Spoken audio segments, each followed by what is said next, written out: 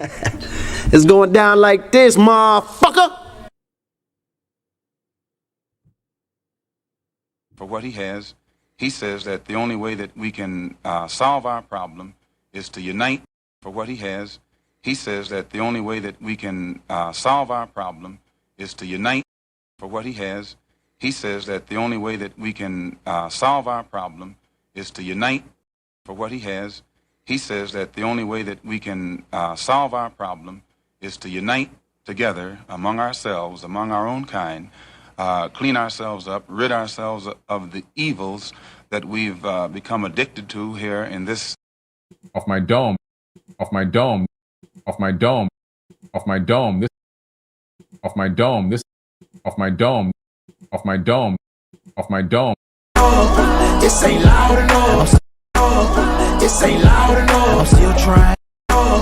This ain't loud enough. I'm still trying. I just left a light in this bitch. Fuck up. Move the fuck back. Fuck up. Move the fuck back. Fuck up. Move the fuck. Fuck up. Move the fuck back. Fuck up. Move the fuck back.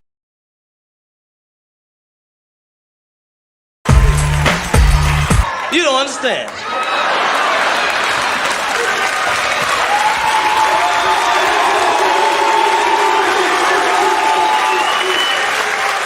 I ain't scared of you motherfuckers. It's cool enough just being cool, like I am, chilling. Your feet. He looked down, seen his feet. The nigga went berserk, killed the monkey, threw the bat out the window, start kicking that bitch in the air. My eye, plus I'm in love with a bitch I can't stand. My eye, plus I'm in love with a bitch I can't stand. I've seen a lot of black guys, Nipsey, but you're overdoing it. I've seen a lot of black guys. I've seen a lot of black guys. I've seen a lot of black guys. I've seen a lot of black. I've seen a lot of black guys. Group of you together, you never can tell who's who. I mean TikTok. I mean TikTok. I mean TikTok. I mean TikTok. I mean TikTok. I mean TikTok. You're a philosopher? Yes. You're a philosopher? Yes. You're a philosopher? Yes. You're a philosopher? Yes. You're a philosopher? Yes. You're a philosopher? Yes. You're a philosopher? Yes. I think very deep. I think very deep. Hey, dance with me. Hey, dance with me.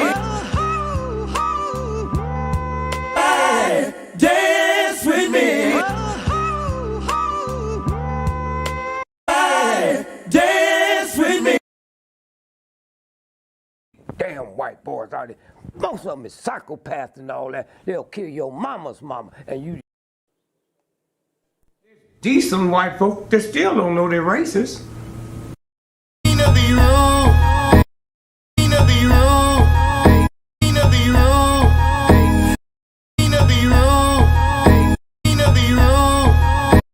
Where's all that noise? Where's all that noise? Where's all that noise?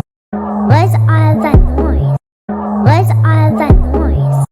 Where's all that noise? Where's all that noise? Oh, that's his daddy.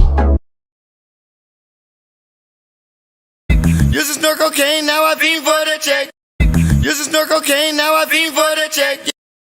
Used to snort cocaine, now I fiend for the check. I think we OD'd. Yo, baby, I got all the dope moves. I think we OD'd. The Chinese platform, you already know they don't give a fuck about your black. The Chinese platform, you already know they don't give a fuck about your black ass. The Chinese platform, you already know they don't give a fuck about your black ass. I think we OD'd. Heavy, I'm a walking dead man, is what they call me when I come. Heavy, I'm a walking dead man, is what they call me when I come. Heavy, I'm a walking dead man, is what they call me when I come. I hit the loop juice, it pulls up in the Do that dance, do that dance, do that dance, do that dance, do that dance. Ah, yeah, nigga. Ah, yeah, nigga.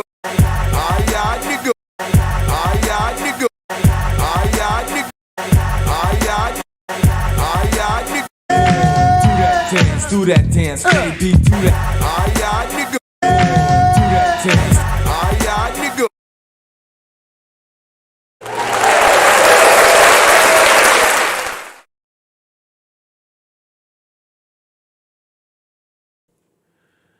To the east, to the north, to the west, to the south, above, below, and the middle. To the east, to the north, to the west, to the south, above, below, and the center.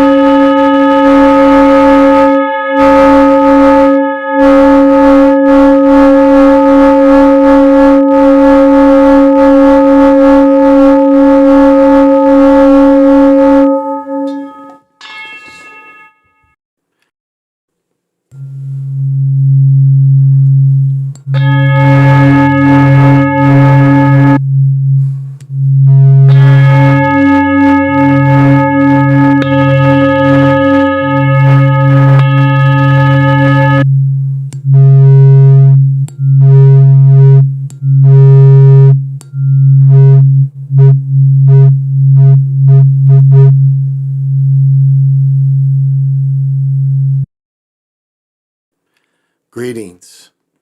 This is Big Pontiac, and welcome to the Chocolate Mountain Show.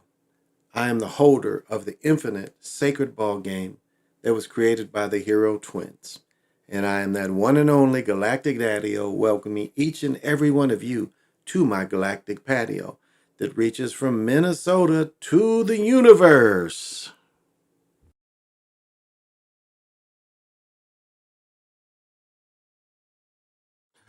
That must be my motherfucking cue to say good evening and how's everybody doing? As you can see, I am fine. And tonight's special beer, you know, the producers do sometimes make mistakes when you send the producers out. But with beer, there's really not a lot of mistakes you can make. So tonight's special beer is Minnesota's own Moose Lake's Morning Haze New England IPA. So, pop them if you got them.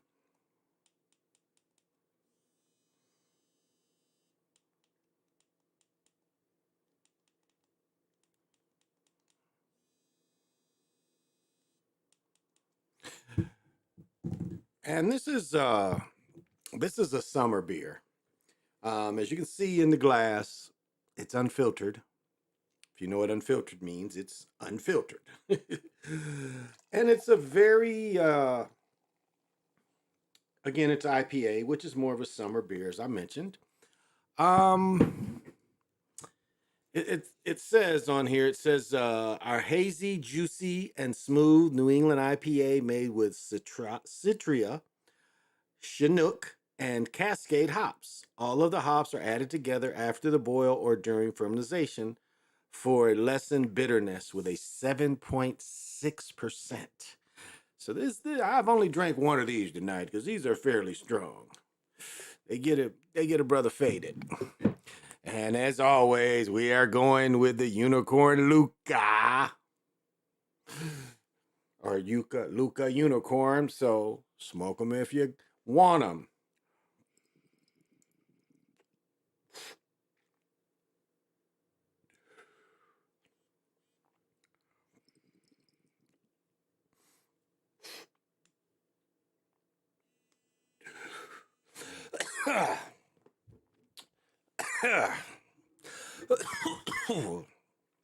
Cheers.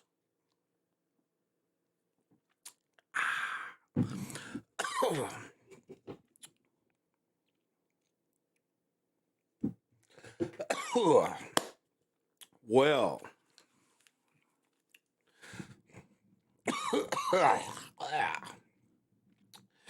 that put me in the next phase.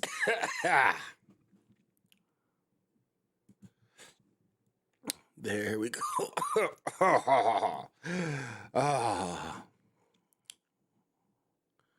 What? Out of there. I saw my main man, PJ Allen, come in the house. PJ Allen, what's happening? And he's the one man I know always controls his. My bitches. You saying you can't control your bitches? What? And he wouldn't be here unless he had. Got to have vision. And dreadlocks. What's happening? And I know to be here, you've got to have. Got to have vision. Brother Jamar. 3224 set hut. And for being here, you definitely got to have vision. Oh, my brothers, he says he's checking in from Southfield. Cayenne Redface. I know he's and I know he's got to have vision. I know he has it. Kenneth the Kentucky family. What's happening? And for being here, I know you got to have vision.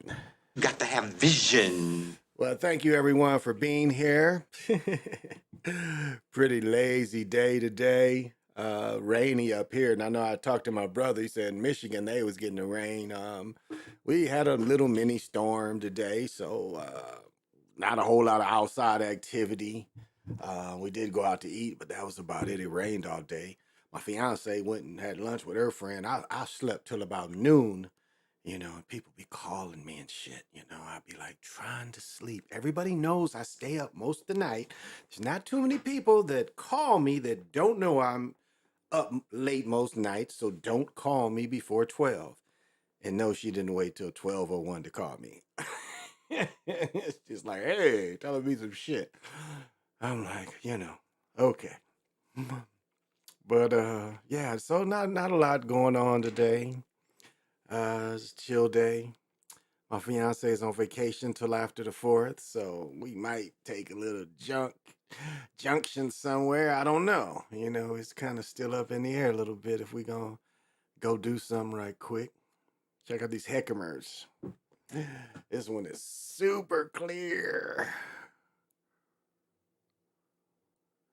And these are technically diamonds. This is my oldest one. A lot more carbon in this one.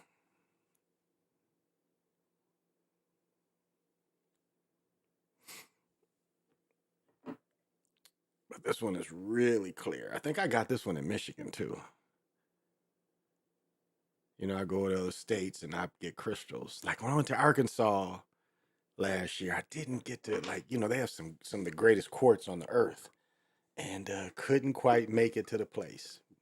Couldn't quite make it, so didn't get anything from Arkansas. But we did have a little foul weather here today. Wanted to show you guys. We had a tornado up here. Not really close to me, but again, not really too far either. Wasn't terribly far where the tornado was. Let's see here.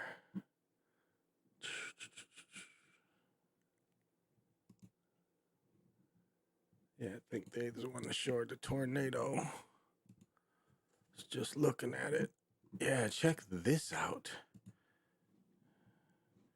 This was not too far, but they'll explain it.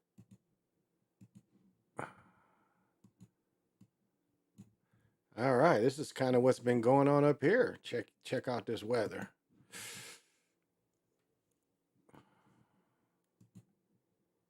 Tonight with new video and new details about the damage caused by multiple tornadoes in northwest Minnesota.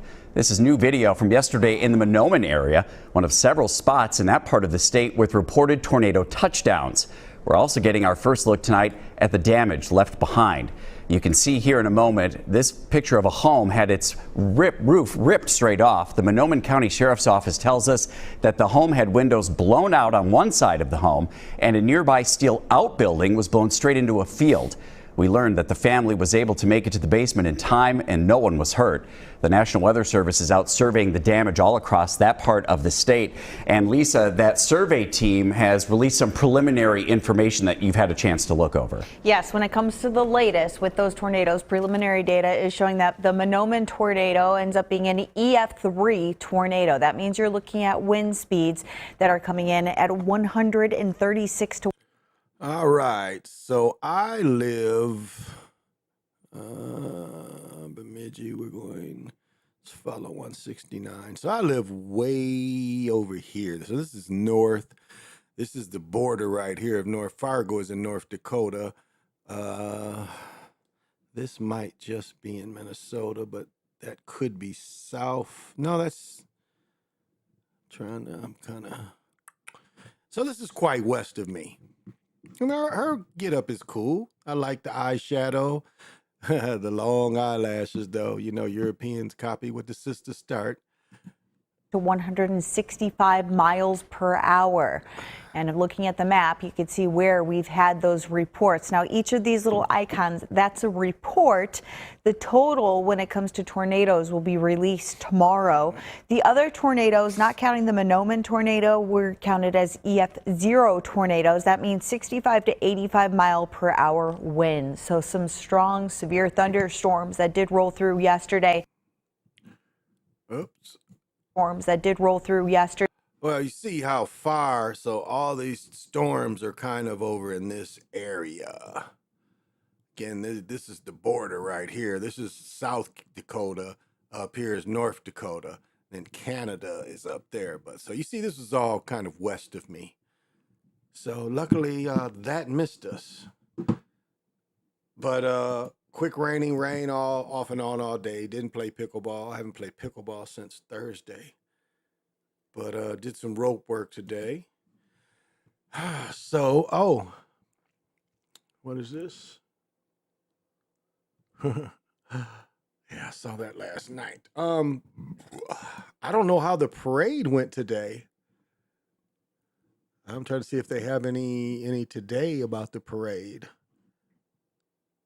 Okay, yeah. Well, you know, this is Pride City, y'all. This is the second biggest Pride parade in the country.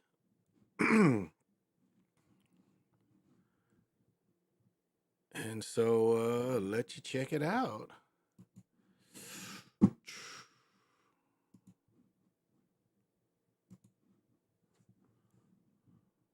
51st annual. Continuing to celebrate the final day of Twin Cities Pride tonight. Sunday morning's highlight, the 51st annual Pride March up Hennepin Avenue. From families, athletes, and elected officials, the early drizzles couldn't stop the crowd. Adam Duxter shares what organizers and attendees say this weekend means to them. Hennepin Ave once again filled with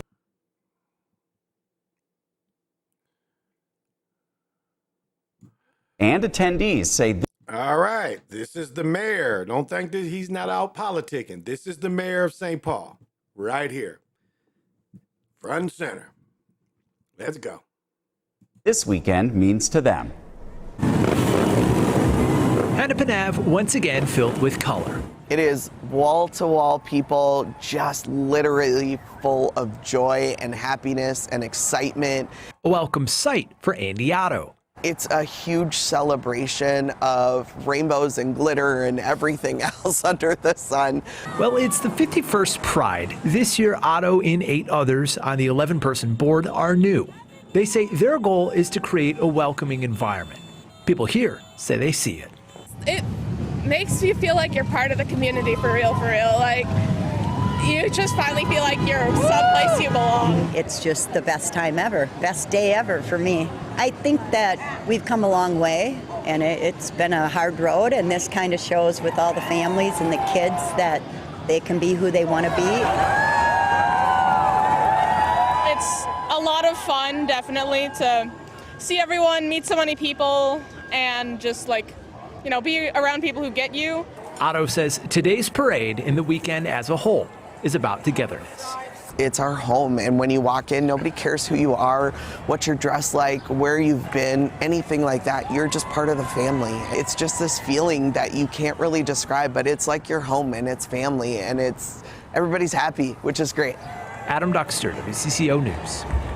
And following the parade, the Pride festivities continued in Loring Park. Events there wrap up at around 6. Yeah, so there you go. I want to see a couple more versions of that. Let's see what the other news channels have to say about Pride Parade. Because I'm sure there's others covering it. Where's Carrie Levin? There we go. Let's see what Carrie Levin has to say about it. Here we go. And they have less to say. They have less to say about it than anybody. It's interesting. Didn't give it a lot of play. Okay, here we go. Let's see what Carrie Levin shows us. So it was great news when there was a break in that rain. As you can see from this Sky 11 video, there were thousands of people lining the streets to see the floats and marchers go by. Our Charmaine Nero spent the afternoon along the route, joining us live now. It's so fun down there. That's right, Morgan. The rain didn't stop the parade, at least not today, but thousands of people lined the streets of downtown Minneapolis, and it ended about 2, but those people have since walked here to Loring Park, and you can see just how massive the crowds are behind me. Now, this all started at 11 a.m., at least the parade. There were a few scattered rain showers throughout the day, but periods of sunshine, but a lot of excitement throughout the entire crowd. Mayor Jacob Fry, Mayor Carter from St. Paul, and Governor Tim Walz attended the events today. This comes on the heels of a busy weekend in downtown Minneapolis with Taylor Swift and Pride events across the city. As you can see from everybody with the umbrellas, we come prepared no matter what, really hoping that there's a rainbow at the end of this. We came out just to spend time with our friends and enjoy a different Pride. Denver Pride is great, but this is phenomenal. Epic. Now, if you're at home and you're wondering if you can still come out to Loring Park, yes, you can. This event wraps up at 6 p.m. Back to you. So they didn't really have a lot to say about it, did Recordings. they? That's not a lot of coverage about it. Interesting. But that's, yeah, so what does it say? Severe weather misses the Twin City. Oh, this is a weird story here. I caught this yesterday. This is like, check this out. I mean, yeah. Some people just do some shit and it just makes you wonder why. It's like the why. Like, why climb that motherfucking mountain? I don't care if it's there. I don't give a fuck what's up top. But there's certain parts of our society that say, well, there might be some money to be made, so we got to see what's up on the mountain and trick everybody else to go on the mountain. But let's see. Here we go. A man from St. Paul just made that dream a reality. Adam Swanson got back last week from biking and backpacking through 20 countries during nearly 2 years on the road. David Schumann spoke to Adam about how the trip of a lifetime changed him. I had 120-degree heat in the desert of Uzbekistan, blizzards on hiking trips in Patagonia. I slept through an earthquake. Adam Swanson left his home in St. Paul for 22 months, just him and his bike. It's my baby. From Europe to Asia to South America, Adam saw 20 countries on his adventures. That's more than the number of years he's been alive. It was my gap year between high school and college, so I left when I was 17. I'm kind of looking at it as my first couple of years of education, informal education, to get to learn about the world and different cultures. He carried his whole life with him on the bike, staying sometimes in hostels, but mostly at campsites or even just the side of the road. It's fun. It's like a game I play every night. I've learned that you don't need much to be happy. Adam learned more than just that. A lot of the best moments in life come when you're not expecting it. So it's important to keep yourself open and open to opportunities. Even though he was alone most of the time, he credits the trip for bringing him out of his shell. Talking to strangers, often across a language barrier, will do that. Seeing my own son just go out there and just make the most of it and, start to find who he is in a time where like so many kids are struggling with that. He's lucky he didn't get murdered. He's really lucky he didn't get murdered. Now, he probably had GPS and all this kind of stuff. They were tracking him, but lucky he didn't get murdered and set into slavery. But hey, he had some help, I guess. It was just a real positive, good feeling. And one more important lesson for travelers. In Thailand, you could get a 5-star hotel for $10 a night. That's just smart planning. In St. Paul, David Schumann, WCCO News. Yeah, it's not too many brothers that want to just, get on a bike, and you got cash and credit cards. That looks like you perfect to get robbed. But he got lucky, so he didn't get robbed. And this is a story. I don't.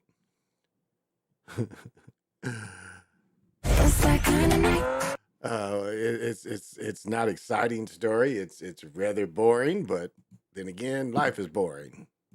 The last few years, as the city's downtown continues to recover, a piece of history has stood the test of time, and its operator is giving people a much-needed lift. Our Pauline Lee takes us along for the ride. In a city that's always on the move, wait, there's one thing inside the young Quinlan building. Walk sign is on the cross, Nicolette. That remains constant. How are you today? But elevated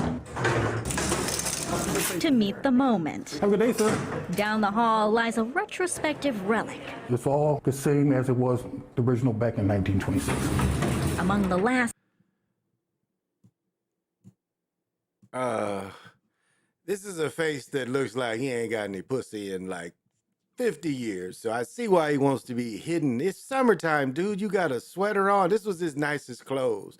They probably went and bought this, and it's summertime, but I guess it's air conditioned up in this building. But like, really, man, you spend 8 hours in this going up and down. That's all you do on your feet for, like, I guess it could be worse jobs, but okay, let's hear it. The same as it was the original back in 1926. Among the last of its kind, a manually operated elevator. Right going up, left going down. And Lee Bowser, it's an up and down job. now in charge of making sure everyone gets to where they need to go. It glides into the floor, it self-levels itself. With a smile. We just try and bring smiles and happiness to people's faces.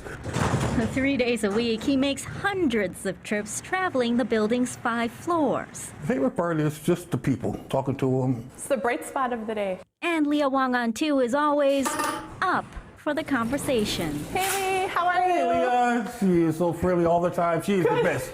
She's the best there. It's great to see you. How are you today? I'm doing great. How about yourself? There's also Hannah Joy McNeil on 4, who could always use a lift no matter the load. Often go to Target.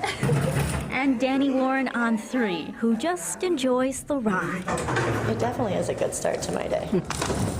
you know everyone in this building? Majority of them I do. He's worked in the Young Quinlan for more than 30 years, doing a variety of maintenance jobs.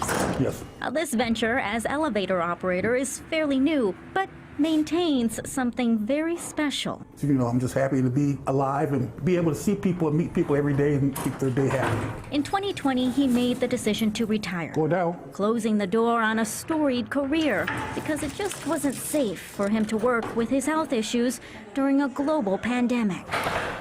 Not meeting people, not helping people. It really took a toll on me. But last fall, things were looking up. It's less about the ride and more about the personality and the people. Bob Greenberg and his wife own the building, and they were looking for a new elevator operator. They couldn't think of anyone better than Lee. You're very welcome. Come on in. He's got the right personality for the job. Let's put it that way. First floor, no problem. And many agreed.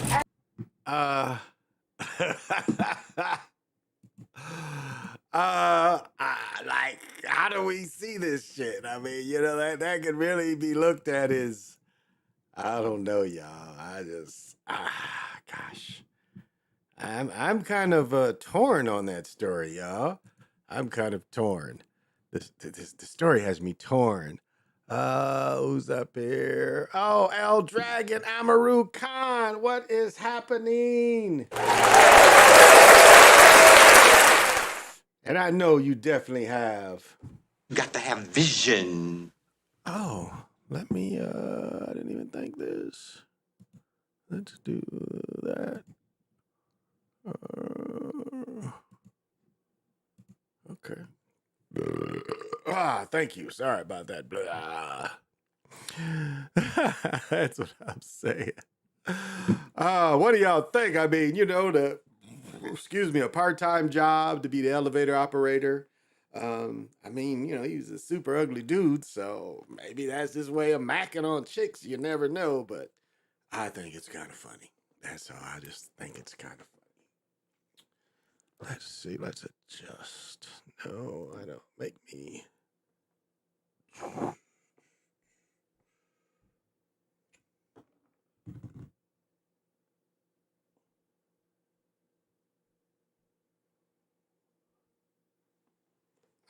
That's better.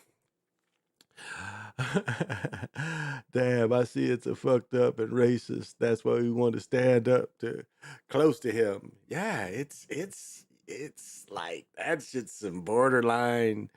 Yeah, that's it's borderline racist. Again, he's getting paid for his effort, but this is some like Stephen Fitch and shit. I mean, I can look at both sides of it, but I don't know. And they're like just over the top. When you see them over the top, it just makes you, like they're making fun of him. But let's check it out. Give him a chance. Everyone knows him. If Lee is here, I pick the elevator over the stairs. He's a popular guy. They don't come to see me. No. They just come to see me. When I came back, it was just like being back home again. Lee now follows a long line of elevator operators. Most who came before him were women, though he's opted not to don the pristine uniforms of the past. Times have changed. But what hasn't changed is the quick, high-class conversation. Okay, what's his high class? Let's see his rap. You can catch up on a lot in 20 seconds. And sometimes you He ain't even got a neck. It's just his head is stuck down in there in his body. He ain't even got a neck. This is a beefy head looking dude. can linger when you get off the elevator, right? And human connection, guaranteed to go beyond speed and spectacle for you. Okay, well, he doesn't wear a wedding ring. Keeping him happy. Yeah, he ain't got nothing a long time. He probably got a stiffy just looking at her. He like, hey, he be weird. But I like all this. This is brass. You guys didn't know that's a brass banister, but all that's brass. I've been into elevators like this. This is all brass, so this is quite nice. I will dare say. But he's a beefy head looking dude. Anytime. Oh, you're very welcome. We'll see you later today, Thank you no very doubt. much. Always being a bright person and smile all the time. Hey, likewise. Appreciate you, buddy. Yep. She's so sweet there. In downtown Minneapolis. Yeah, you can find you a good one. You can find you a good nigger in downtown Minneapolis. He'll take you up and down.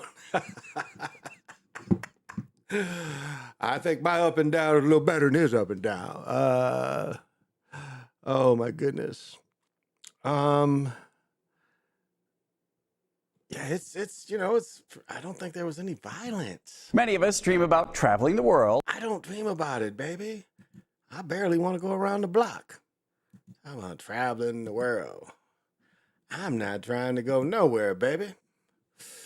I like it here. Say it loud. I don't go nowhere and I'm proud. I'll tell you though, yeah, them marching on Russia is some shit we got to keep our eye on, because what I read a little bit about is they had to send attack helicopters out to start shooting on the Wagner group.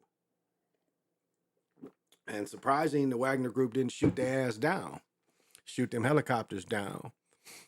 Yeah, I told about this yesterday. Yeah, Texas got hit with a nasty tornado. It's not that one, huh?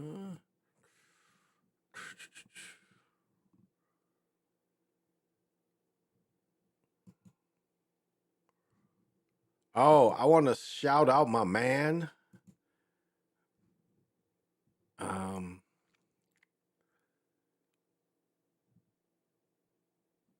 I don't want to.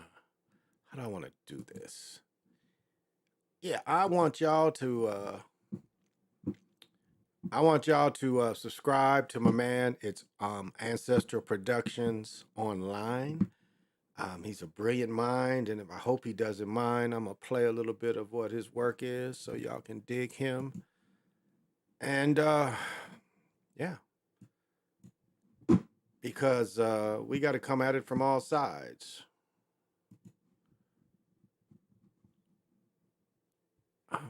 Okay. Well, for those of you that do not know, that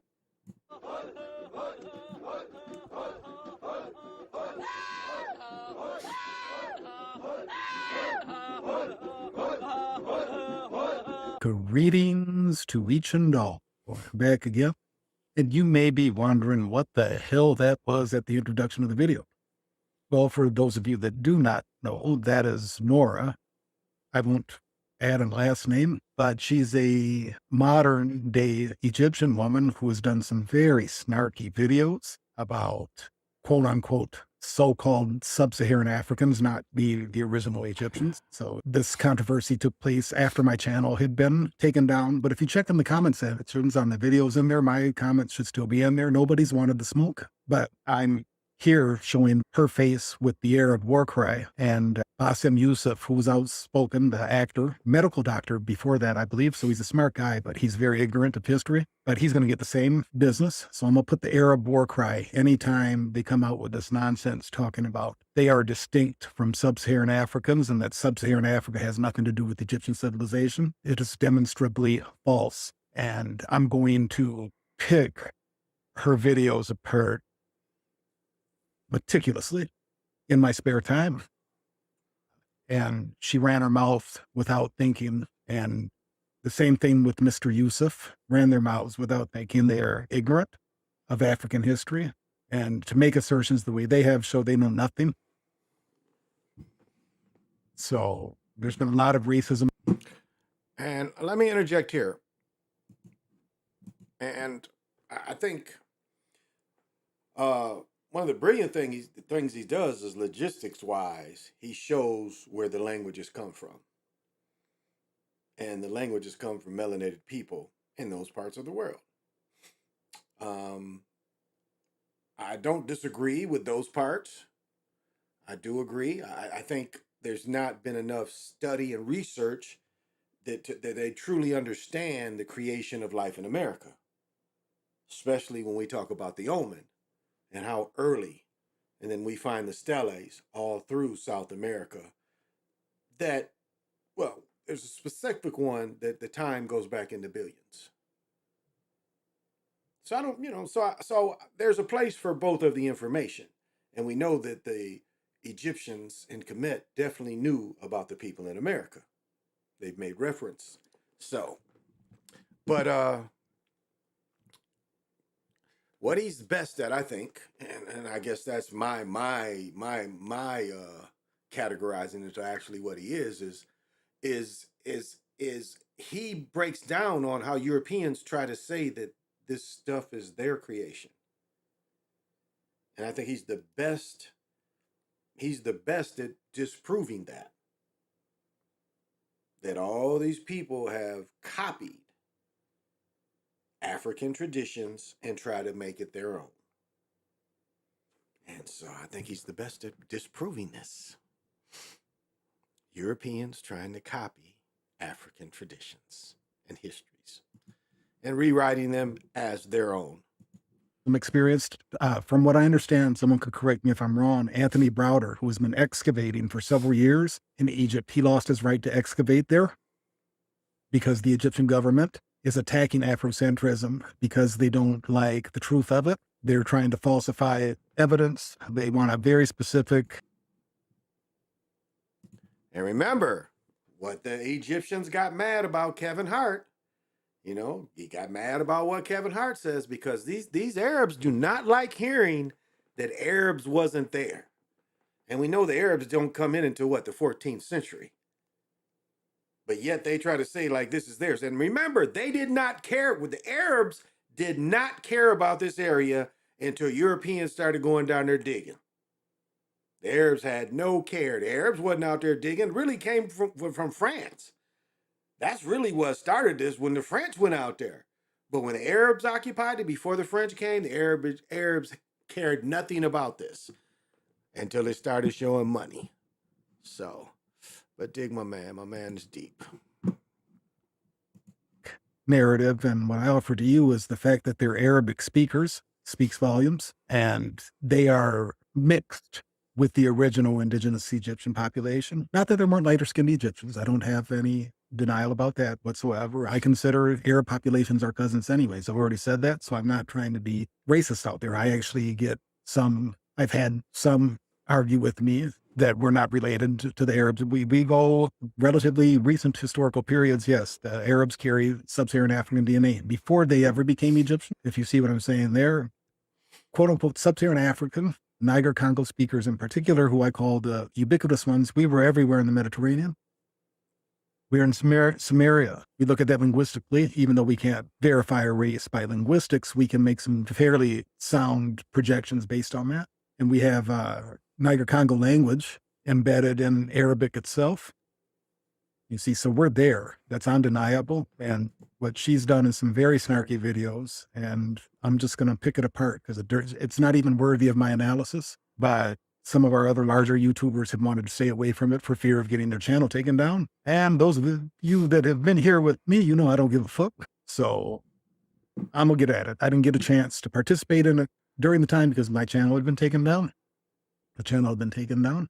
So I'm going to run that war cry every time and remind them of their Arabic ancestry. So what we're looking at here is the references section under ancestryproductions.com. And if we go over here to some of our web sources, in particular, I wanted to demonstrate something for you here. This is procon.org, and they have some excellent maps that you can use that contextualize what I say about Egyptian history and its influence on what we find later in biblical history. But what I want to point out here is that Nora, the modern day Egyptian woman, all we have to do is look at her face and her phenotype, or Mr. Bassem Youssef, and we look at them and how they look, and we look at what modern day Persians look like, in Greeks, is Masmoneans, Romans, the Byzantines, the Arab Caliphates, the Umayyads, the Abbasids, the Turks, the Fatimids, etc.,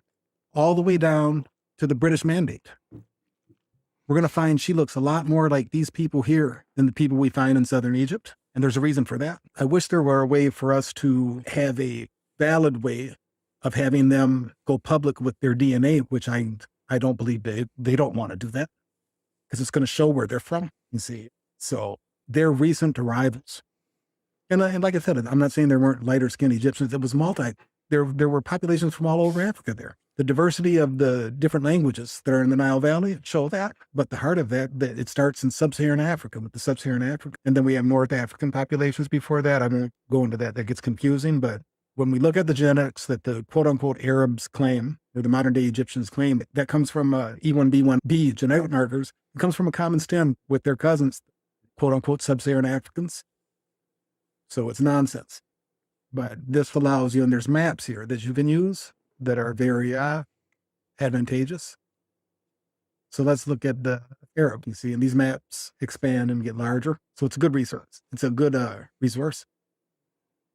But I won't dwell there. I'm just going through. But yeah, I'm going to go in and I'm going to deal with her silly video because she's done some real snarky references using a video clip of someone else, some other ignorant black man talking about you N-words aren't Egyptians, you're from West Africa. He demonstrates his whole hand that he doesn't know anything, that he's ignorant. There's a continuity of culture that Dr. Chikante Joe wrote about over 40 years ago, and the DNA and everything that we have today supports everything that he said.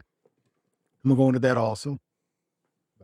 I just wanted to touch on that. So when you hear the Arab war cry, with whatever Arab modern-day Egyptians face on there, when you hear that word, hey, these are good resources. I'll play a little more in a minute.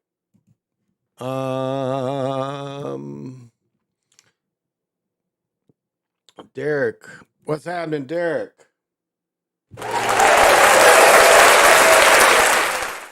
To be here, I know you definitely got to have vision.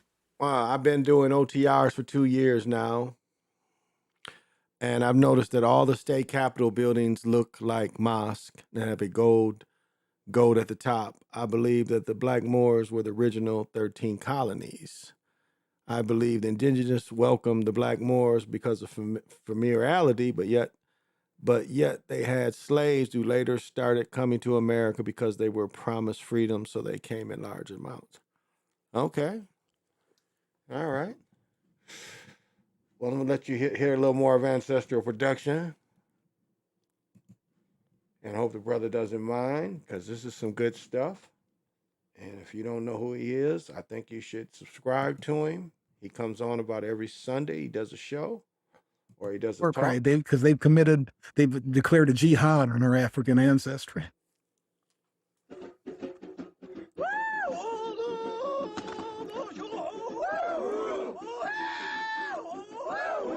You see, so I'm answering that war cry. And I promise you, these racist Arabs or modern day racist Egyptians, they're not going to like what happens when I go into their Quran. Because I'm going to show our sub-Saharan African signature there also. Line up your imams. I feel a moral obligation to deal with that. And it just so happens by coincidence that I happen to have that data. So, but yeah. That's all I have to say. So the Arab war cry, when you see that face, I'm going to put their Arab heritage, I'm going to put it right there up in the front. So you can't look at them without having to think about the Arab influence there. For the love of goodness, they speak Arabic. The modern day Egyptians speak Arabic. They're Muslims. As a matter of fact, they are the worst example of ancient Egyptians that have ever happened there. Even Atenism, at least, still use the ancient Egyptian iconography, and you can extricate the ancestral traditions out of that. You see, but they've adopted a completely different religion. You couldn't be more anti-Egyptian than that. The ancient Egyptians were deeply religious people. African traditional religion, it's the last thing they'd let go of. And you have an entire country now taking on the religion of Islam, which I have no problem with.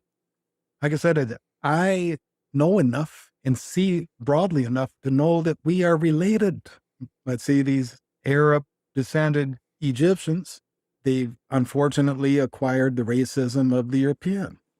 And then they speak arrogantly, and they know very little. They know very little about their own religious text. I don't cry wolf, and I'm not crying wolf. And come August 21st, we're going to start going in. Sign up for the course, because I'm probably going to close it on the 21st, as far as enrollment is concerned. But yeah, so I mean, that's pretty much all I had to say today. And so I didn't get to participate in the Arabs, Zahi Hawass. They've banned different presentations and stuff by African American scholars in Egypt also. So what they're doing, and they've stopped all archaeological digs. that aren't giving the image that they want. Now you see they're running the playbook that Israel has run. You can't go dig in Israel anymore. And I offer why you can't dig in Israel anymore is because what you find there is Egypt. And by Egypt, I mean black people. You go digging in Egypt, you go digging in Israel, you find Egypt. You go digging in Canaan, you find Egypt. The culture was spread all over. It was the prestige culture of the Levant and the Mediterranean. You see, these people don't understand. Well, I'm sure the Israel antiquities, I'm sure they know all too well. That's why they've made it illegal for there to be any digs there anymore. They know. They find us. Zahiwas is Arab as F. See, I'm trying to control my foul language in preparation for what I present. And that's been said for years. The deeper they dig, the more they find us.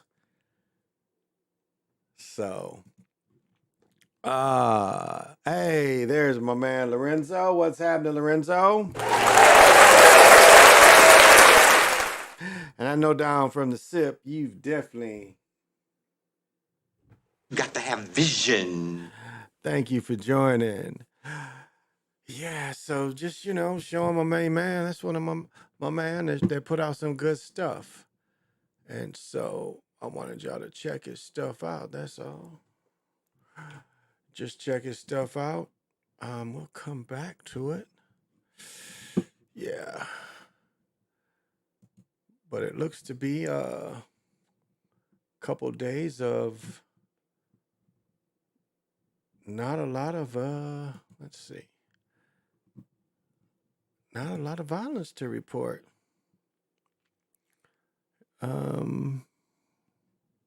Yeah, not any. Not really any.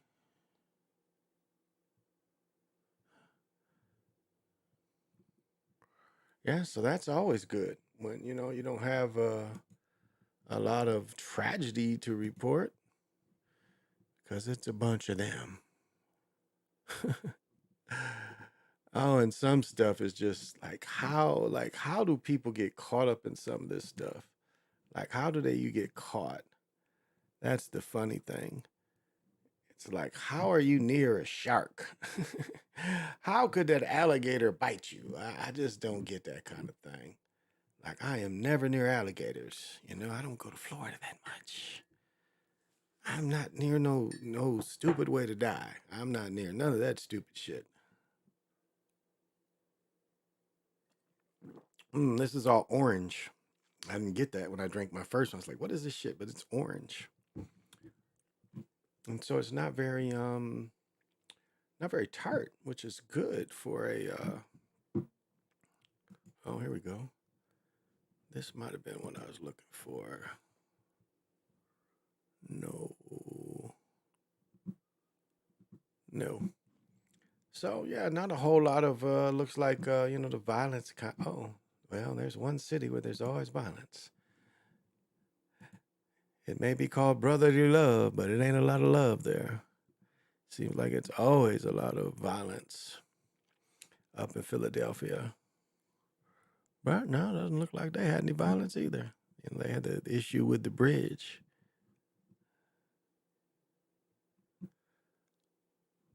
Yeah, I think.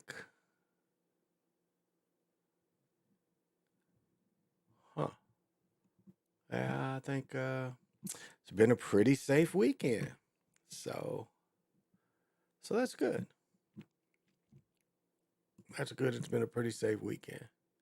I don't want none of that shit. And so I didn't do a whole lot myself. Did you see BET Awards? No, I did not see the BET Awards. We watched I went to the movies to see The Devil's Conspiracy, and we watched that again. Yeah, so I forgot. I don't watch nigga stuff. So no, I did not watch the BET Awards. That doesn't appeal to me in the least. That has absolutely zero appeal to me.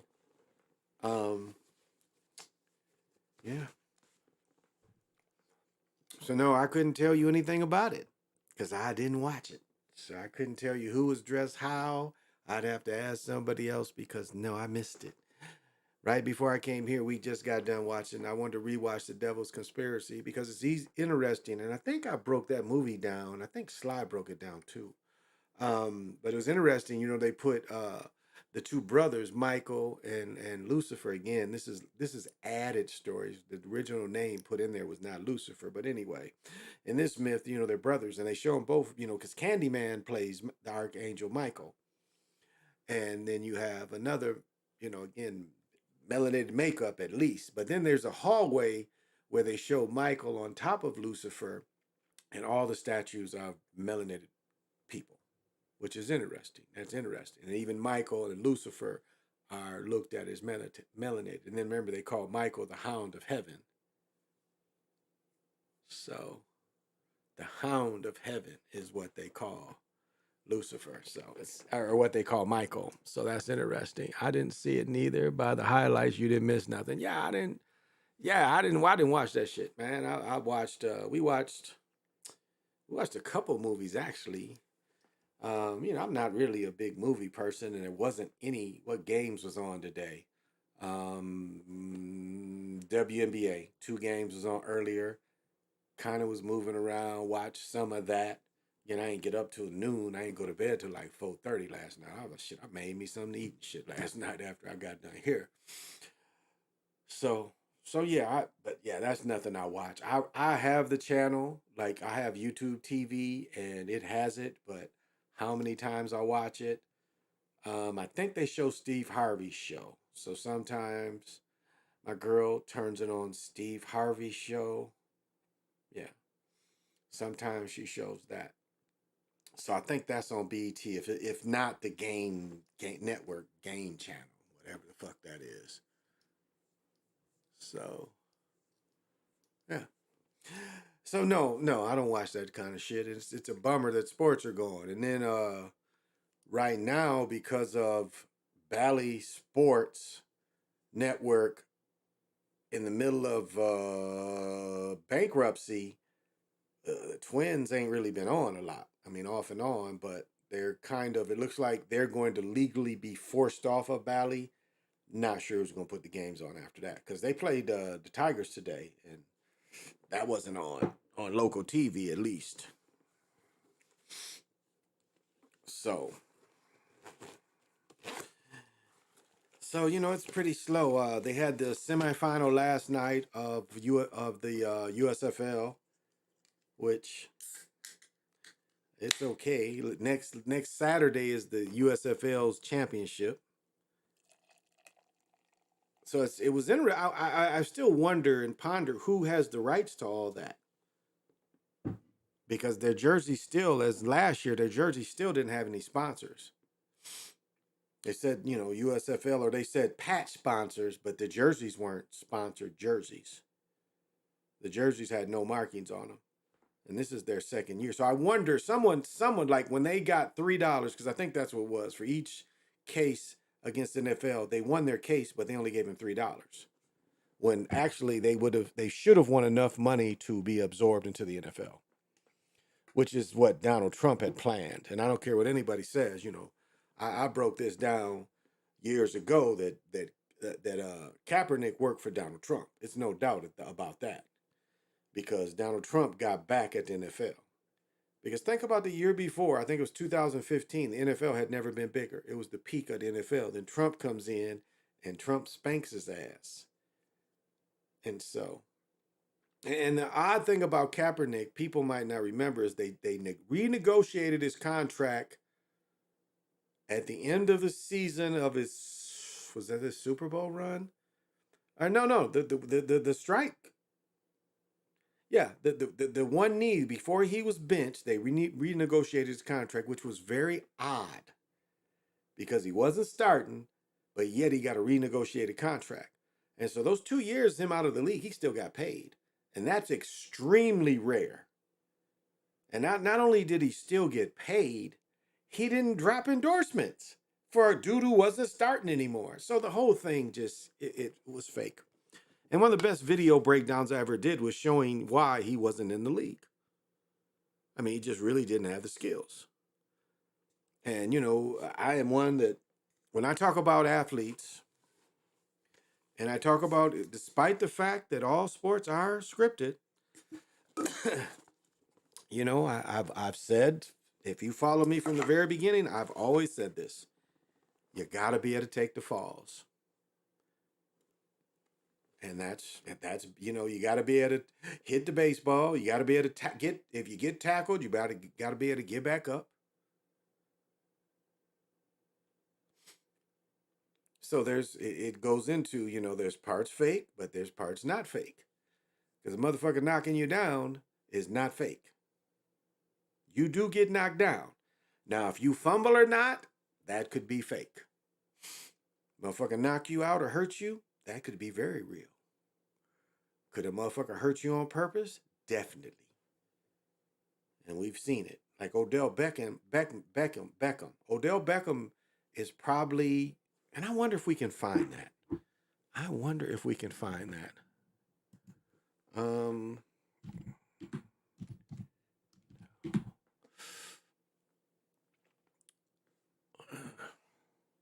Let's see.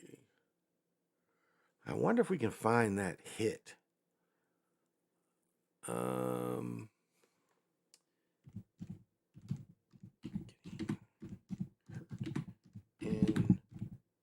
preseason. Yeah.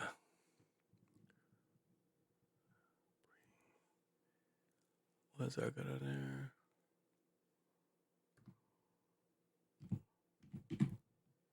Hey.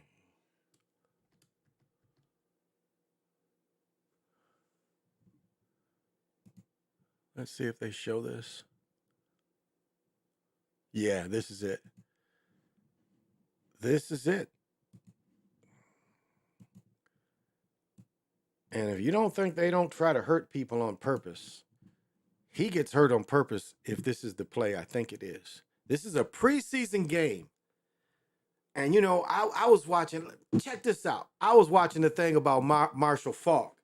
It was a thing about, no. It was about, what's the quarterback that played for the Rams? Kurt Warner.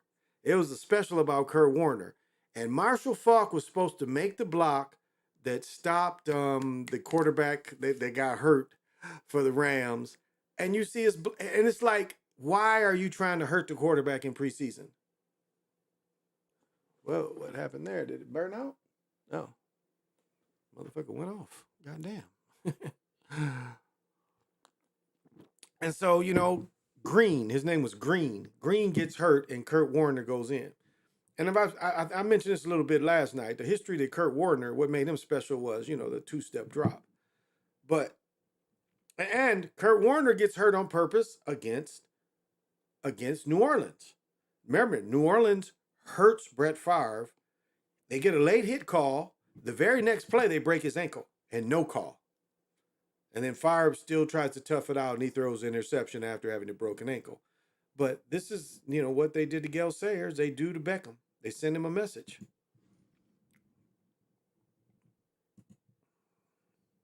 Again, this is a preseason game. Now watch where he hits him. Look at his aim right now. His aim is going to his legs. Just by his body language alone, he's going to go at his legs. You can see it. He's leaning so much now. Look at that. See? There's no reason to go after a guy's legs in preseason. You just don't do it. This is a union. You know, you're in a union with these people. And you can see, even going back here. Look at that. Look at his aim. His aim was always to go low. His aim was to go low. So this guy was paid in his earpiece to hurt Beckham. Nobody does that. Nobody does that to a player in preseason. He already knows he's hurt. His ankle is destroyed. Look at it again. Well, maybe they'll show it again.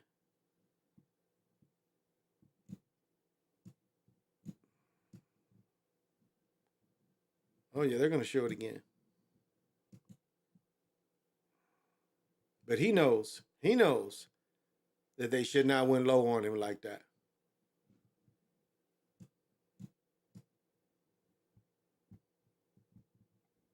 You never go low on a person. Okay, I guess they're really not going to show it again. Look at this. Look at this. Nobody does that in preseason. Nobody goes low at you like that in preseason. Nobody. Unless you mean to hurt somebody. And that's why he's tripping. Because he knows they was trying to send him a message. You just don't do this. You don't do this in preseason. You don't go low on your brother in preseason. You just don't. Look at that. Tell me that ain't his aim to hurt him. Why couldn't he have tackled him up there? Nobody does this in preseason unless you're told to do this. He's injuring this man. He was told to injure this man. That's why he went low. Nobody does this in preseason. But I bet he's still on the team. I bet he's still in the NFL. He got rewarded for doing this. So if you don't think this is on purpose, they didn't like his shine. And this number 20, whoever he is, he knew he was supposed to hurt him, and he did. He hurt him. He hurt him. And that's why he already knows. You can feel that motherfucker's probably throbbing. His ankle probably throbbing like a motherfucker. So, and let me see. Let me show you.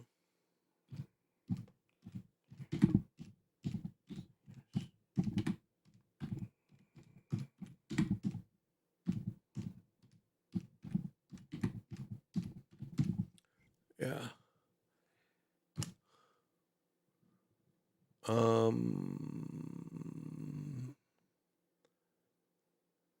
Let's see if this is it. I don't think this is it.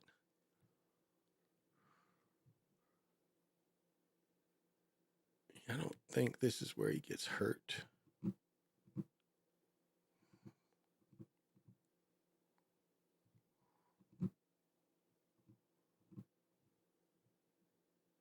No. Wow. Okay. Yeah, this is another one. There's another one guy hurt on purpose. Here we go. Here's another one guy hurt on purpose. Or a guy that shouldn't be playing and gets injured playing. Look at this. You see that? Shouldn't even been playing. He shouldn't even been playing.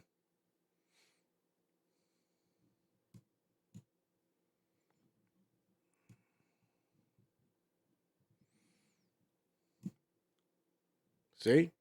But look at the key. Look at his leg was already wrapped up. Right there, his leg was already wrapped up, so he shouldn't have been even playing. But I'll show you. It's up here. This is the best, and I made a single of this is the best play. This is the best NFL play of all time right here. All right.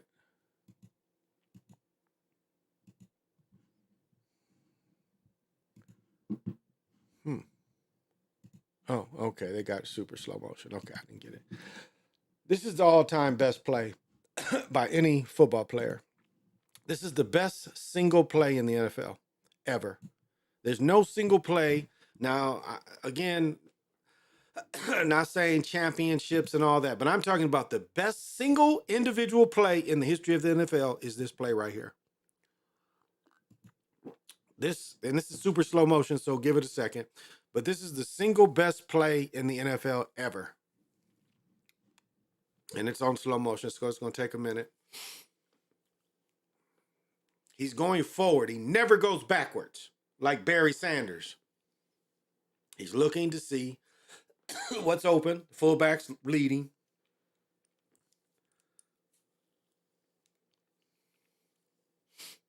He's already running full speed, really. Look at this. Running full speed. I mean, it doesn't look like it, but he's really running full speed.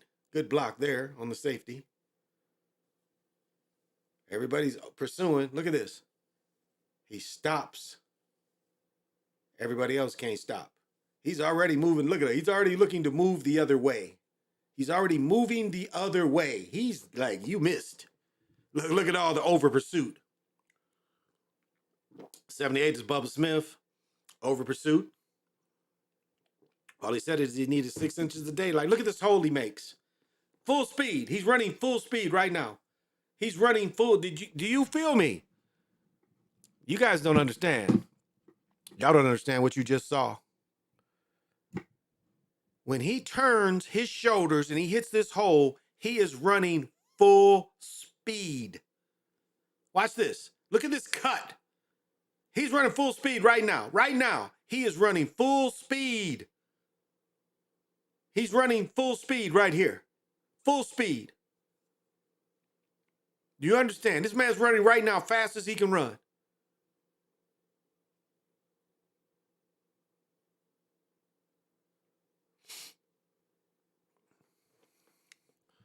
But look at the cut. I mean, look at this cut. Look at the cut. Hitting with, ooh, and right there, full speed. I'm running faster than everybody. That's the greatest NFL play of all time. That play right here. There's no play better. Individual play that shows elusiveness. And this is why he was hurt. And this is why they hurt him. And this is why they killed this energy. They'd rather keep that Jim Brown energy. But they killed this number 40 energy. This number's buried. Because this is what they like doing. They like to pass the numbers on because they want to pass the energy. They didn't want anybody to have this energy. They buried this number. They buried number 40. And dudes who wanted to have 40.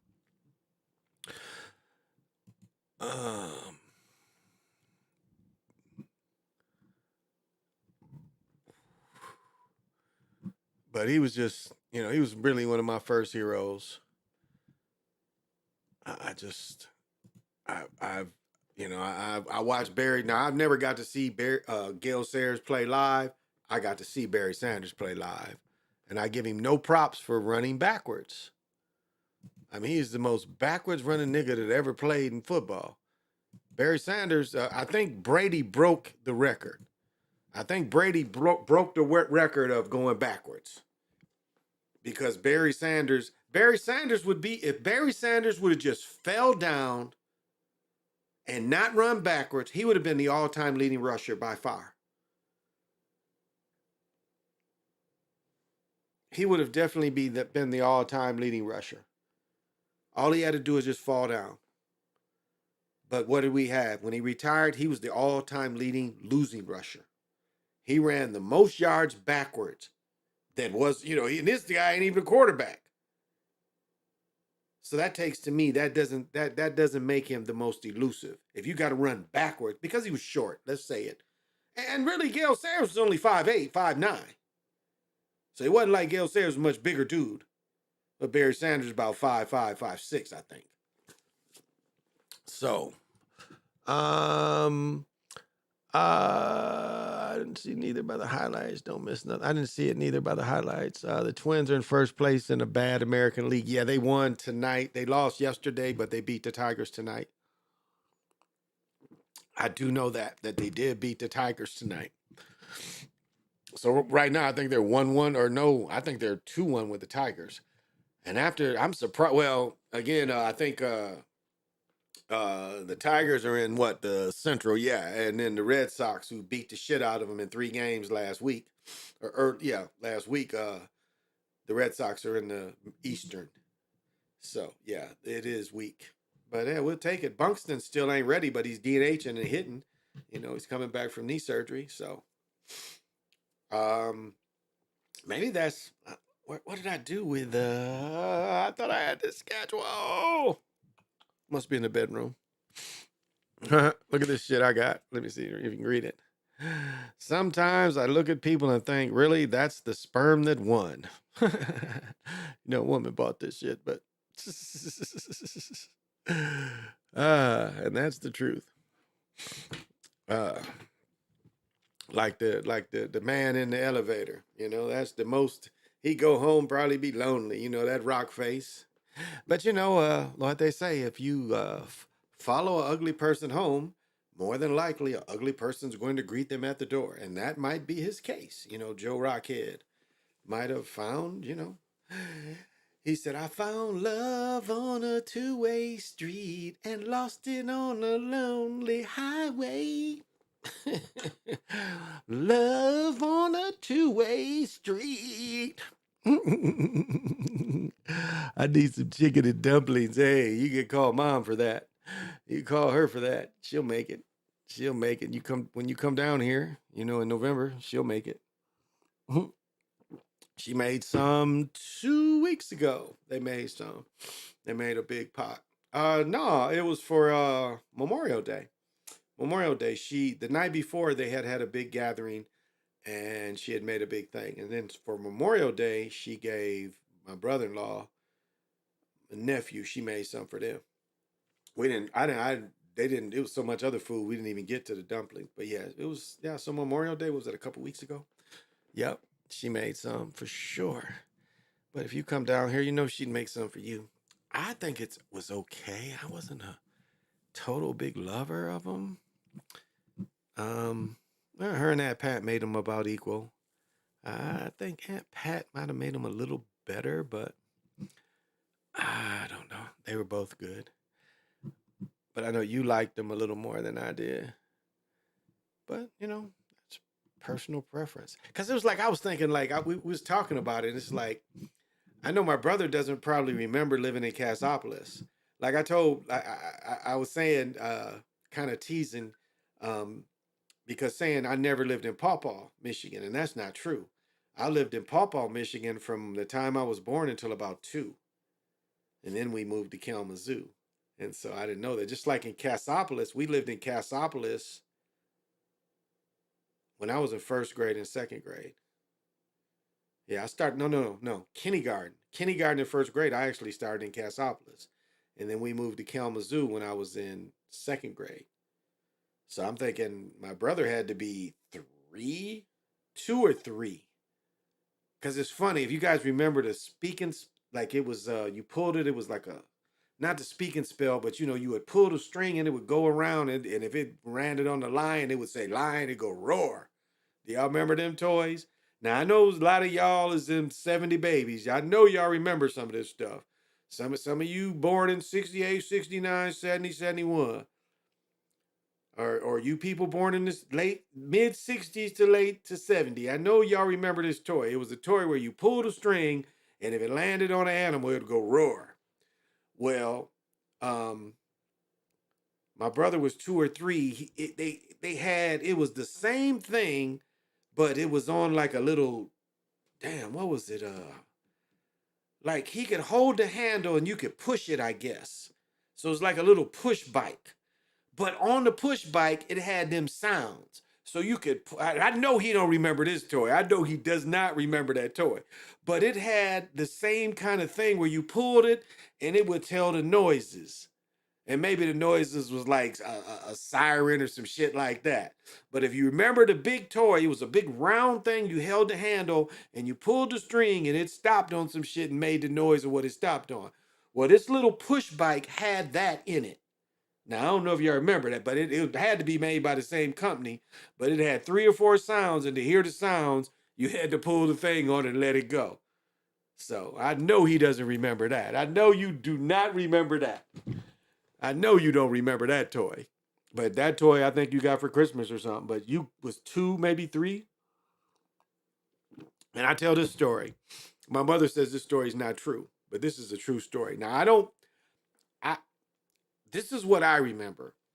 And I've told this story before. A dude knocks on the door and gives the family a Bible and said that, they starting to, set up where they'll take people to church. And my parents agreed. Now, far as I know, I never saw the dude before. The dude took me to a Catholic church and I sat there by myself, no Sunday school, just a Catholic church. When you in Catholic church, you got ghosts running, upstairs be Dracula and shit. You Catholic churches are very creepy. They are very creepy. I mean, those of you that know, and a little boy by himself, but it wasn't a bad experience. He gave me a little Bible and took me back home. And my mother says that story didn't happen. Like, I just made the shit up. Now, maybe they knew the dude. I don't know. I didn't know the guy. And I remember the dude knocking on the door. So I know they didn't know him, but, and that's how it used to be back in the day. You just, stranger would knock on people's doors, and people was so didn't know and forgiving, they would just let your child go. Now, my brother remembers this. My folks tried to get rid of me and my brother. This is a true story. My folks tried to get rid of me and my brother. And it wasn't that easy to get rid of us. So there was a shuttle bus that went from one mall to the other. Kalamazoo had 2 malls right across the street from each other. Very common. So they had shuttle service that you could go from one bus to the other. Well, it looked like to me, my parents tried to ditch us. I think they really did. They tried to ditch us. This was the very first run of this platform to go from one mall to the other. Me and my brother go to the other mall, ain't no parents. We look around, I walk outside, I see the parents going to the highway.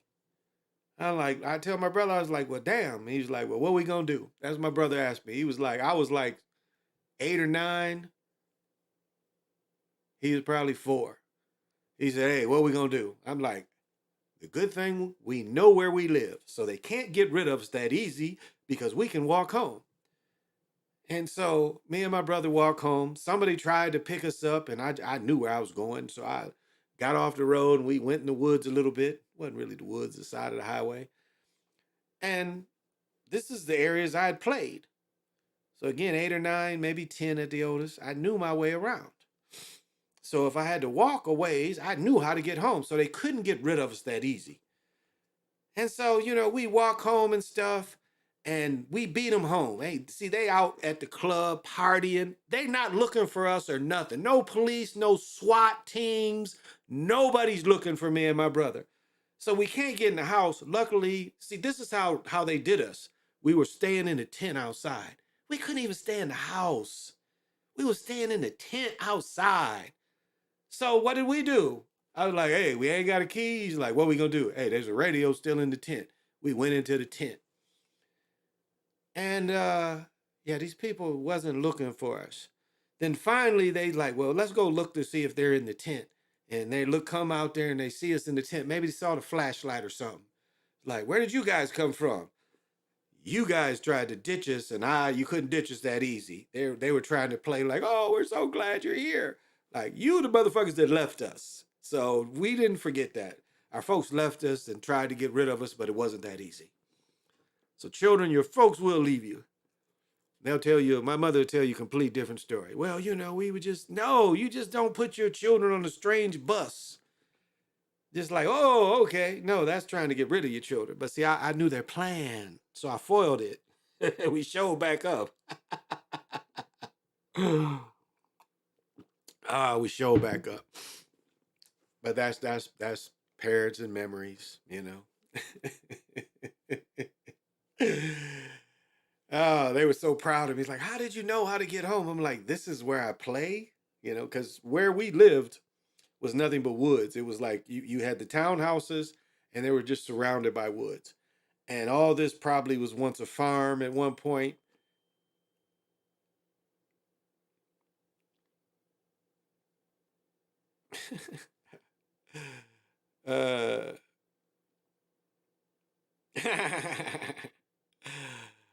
Okay. And so that's a true story. Parents trying to ditch the children. I was too smart to be ditched even as a little boy. I said I refuse to be ditched by the parents because the parents will ditch you. The parents will ditch you. Did I hit this one? Yeah, I think I did. Good, good. The world is better. That's good that the world is better. Oh.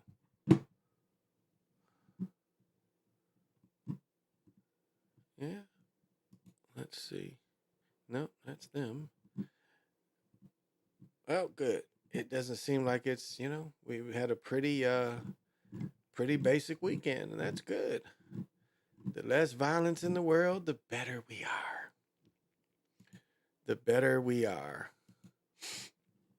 Because there's so many stories of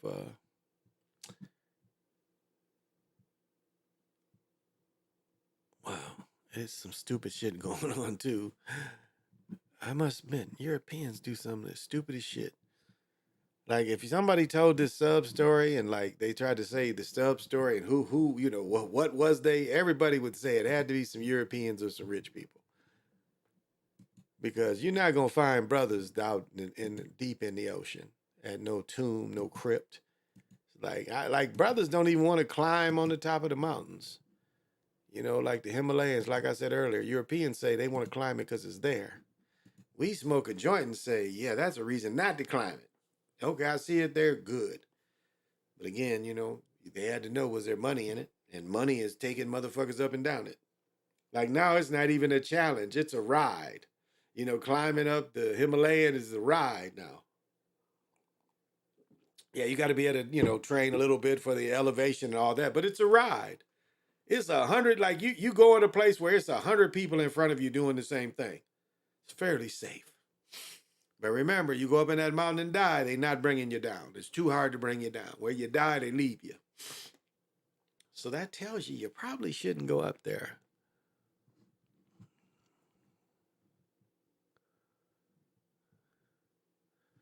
Damn.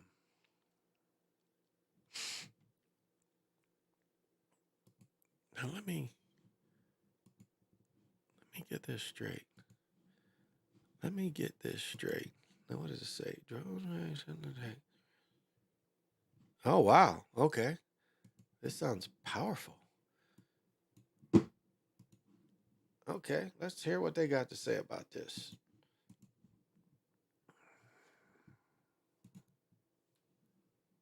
Peace report. I'm Amy Goodman as we turn now to the occupied West Bank, where tensions soared this week after Israel launched a massive military raid Monday in the Jenin refugee camp, killing 7 Palestinians, including a 14-year-old girl and a 14-year-old boy.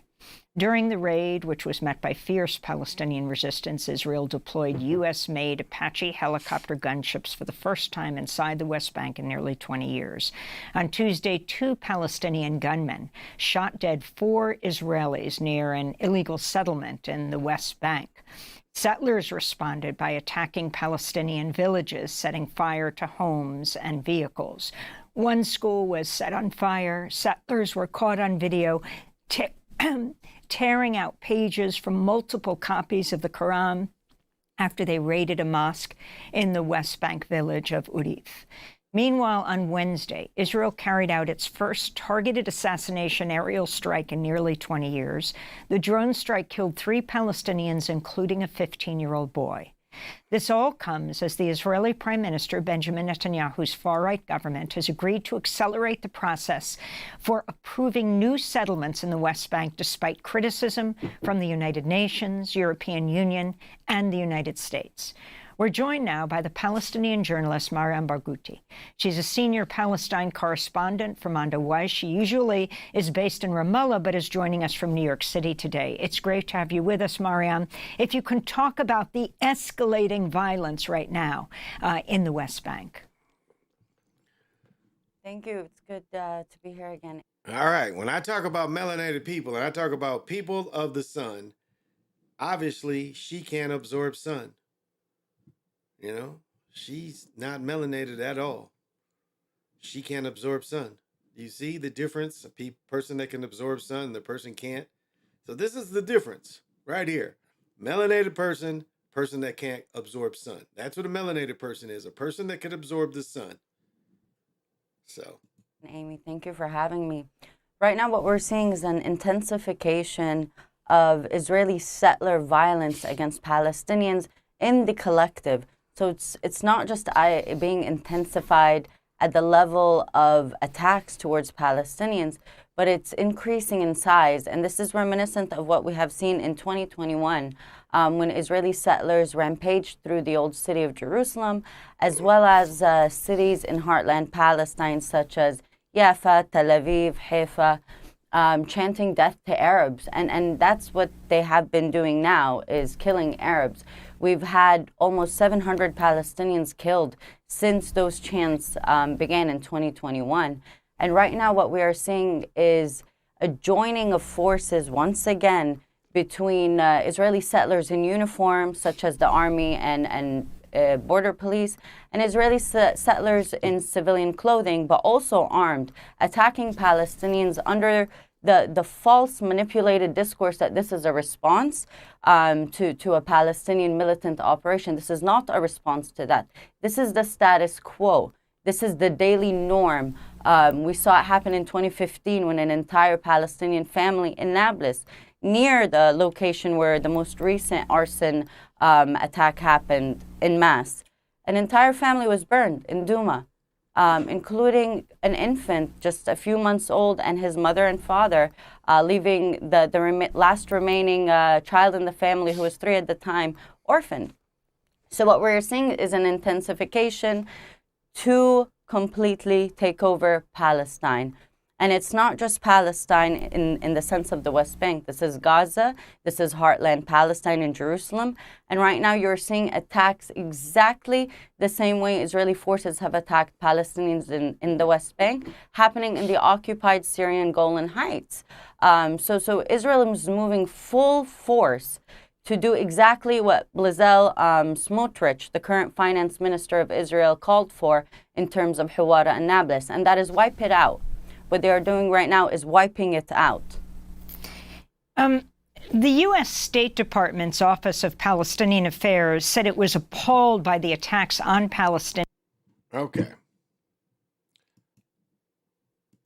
And let me remind you, during the pandemic, most of us got what? That got checks, $1,200, another check for what, $500, something like that. Do you know that the pandemic money that the Jewish faith people got in Israel was equal to $56 million per person? In pandemic money, each Jewish faith person got equal to $56 million.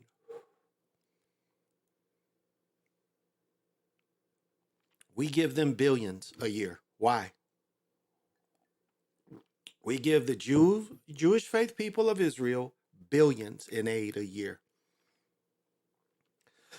And they tell you they can't make America better, infrastructure, but yet they can give the Jewish faith people all this money. Make it make sense?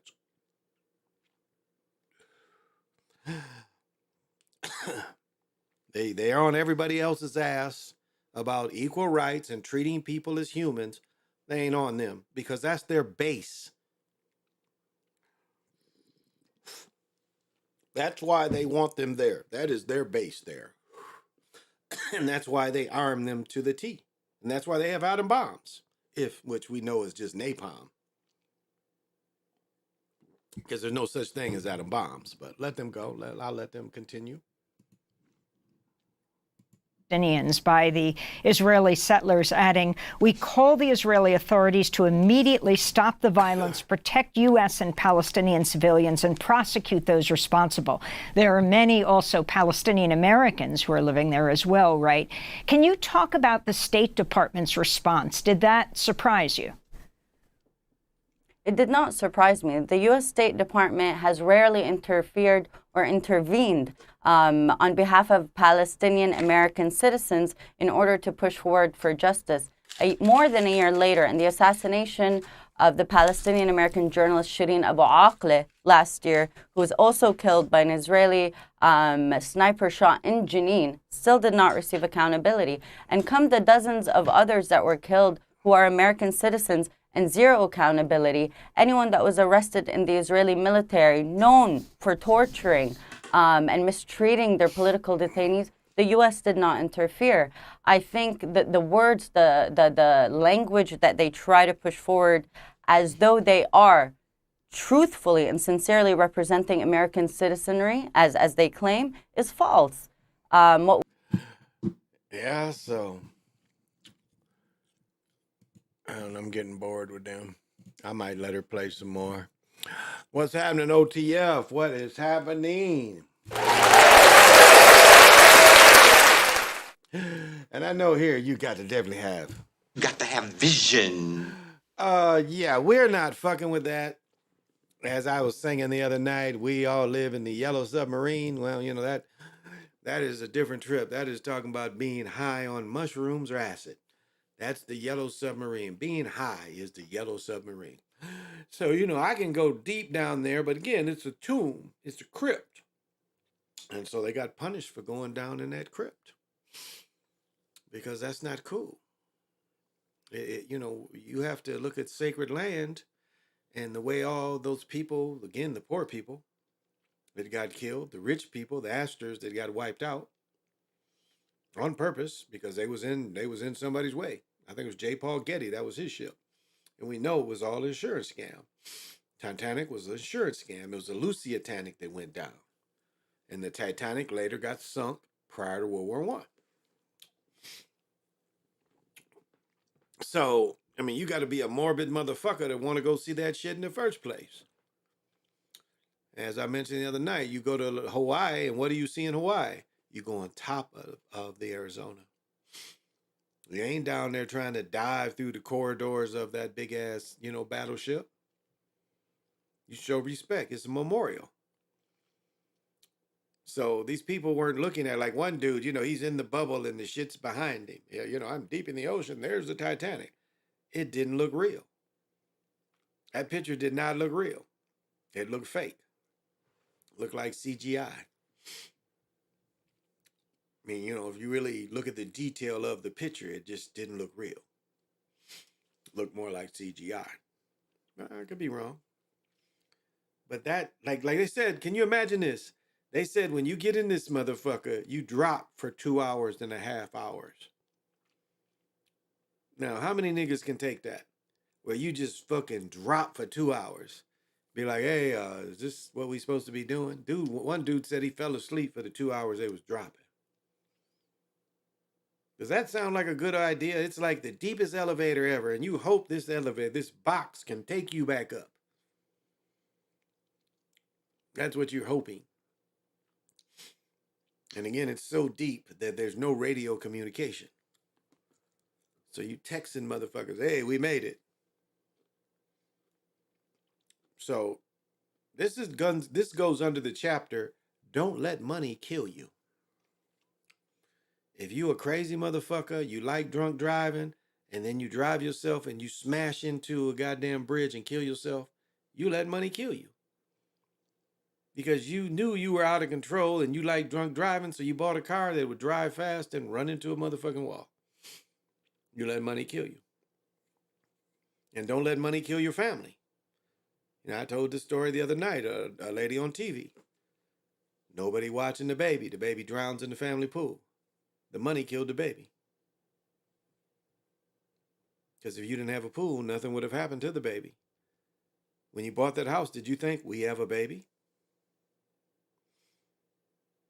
And we have to put extra security out here because we have a toddler? But on the other hand, it kind of looks like almost assassination. You know, it was almost like a sucker move. They knew it couldn't last forever. It's like all this criticism. They've had issues in the past where they got lost. And then somebody else still believed. And it was like a crapshoot. One time it might not work. Again, what the fuck is you looking at down there? One guy said he went down there and the thing went down there the wrong way. They weren't quite able to make the motherfucker turn around so they could see it. Said he was down there by it, but they couldn't see it because it wasn't facing the right. And apparently the thing didn't have the ability to turn. I don't know. But that's some shit that Europeans will do. That's one thing about melanated people. We may be, well, you know, violence is socio-economical and lack of opportunities. But just stupid shit. Europeans do the stupidest shit in the world. They've always have. Again, climbing mountains is the perfect example. We know you go to the mountains to see if there's any riches up there. We know that's why you originally go. But we want to know why you keep going. That's what we want to know. Why do you keep going up into the motherfucking mountain? We don't get that part. Once you know you can't get any money, because that's how Europeans look. They want to search everything so they can get money. That's their mindset. That's the only thing the world means to them, is how they can enrich them, the individual self or their company.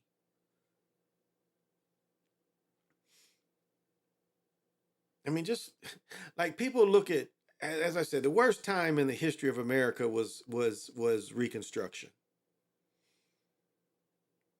And what they do is replay things over and over again, because Cortez and them started a type of Reconstruction.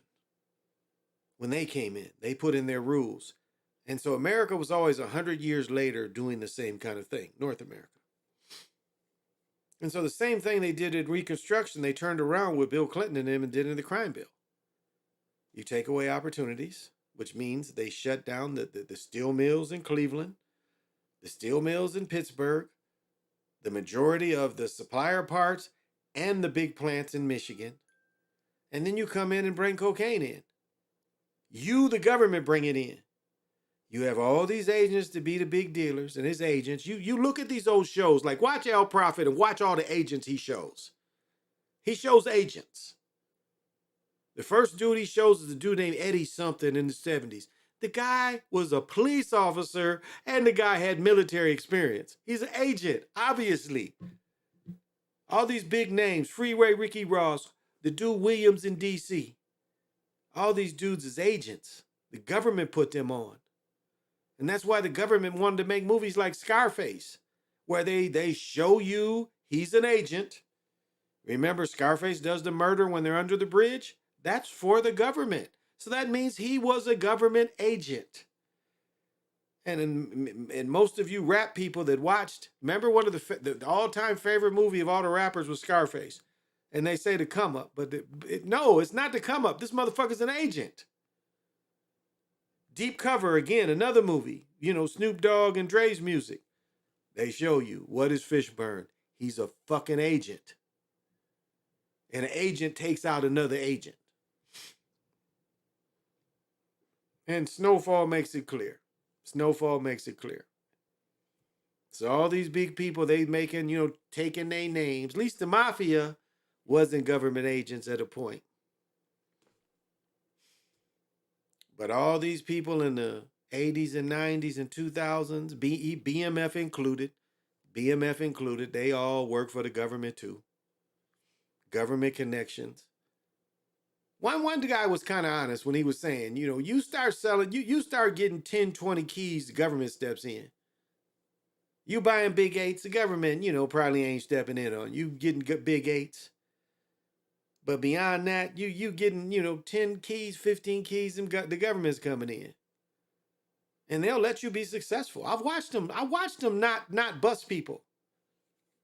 Because I watched a girl and I was like, shit, this girl, this girl works for them people. And I watched a police officer sell crack for 20 years, have all the crack houses. 20 years. He busts his rivals. And the biggest all-time crime of ever, was in Kalamazoo, Michigan, where 22 keys got stolen out of the evidence locker. And the dope is back on the streets. What is Frank Luke? What is in the Frank Lucas movie? What does he say? They steal the money from the French Connection. That's Gene Hackman as Popeye, whatever the fuck. And what did they do? The detectives in LA, the detectives in New York start selling the heroin that they took from the French Connection people, and they start selling it on the streets. And we saw that replayed over and over and over and over again. And look at all the big busts we've seen in LA. They just arrested some officers some years ago. They had all these super busts. And now they find out these people was corrupt. Well, all along, working, knowing. Because that kind of money, corruption works with it. And so they try to romanticize. They asked that the rappers romanticize. Remember, the rappers romanticized Trump.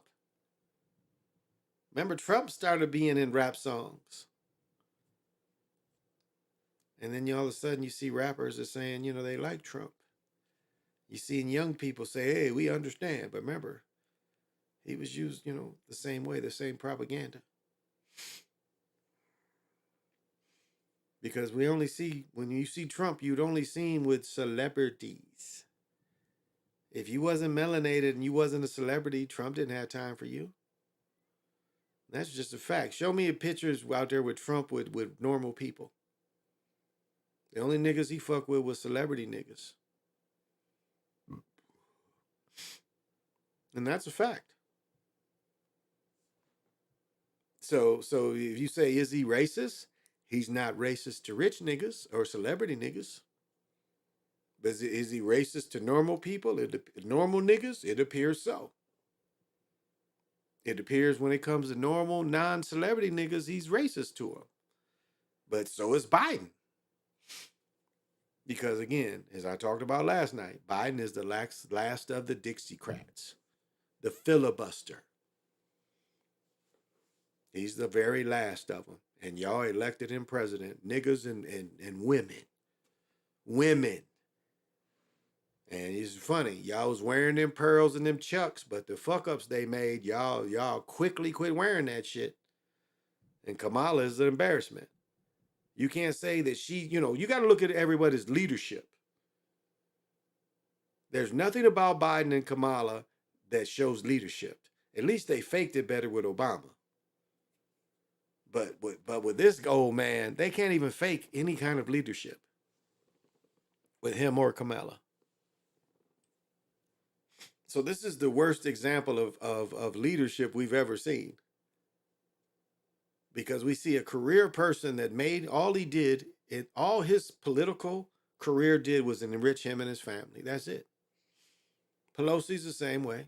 She enriched herself with insider trading, excuse me. And it's not illegal, huh? But yet they put Martha Stewart in jail. And I've said this before. They didn't put the dude who gave the information to Martha Stewart in jail. You know that, don't you? They put Martha Stewart in jail, but not the guy who gave her the information. They didn't put him in jail. But even all that was an act. It was just an act. So now this is coming up, who to put in. Who can you trust? Because it's a money thing. You're going to start seeing the commercials, what he's done. It's been so wonderful. Or has it? Or has it been more of the same? Because that's what it appears to me. It's been more of the same.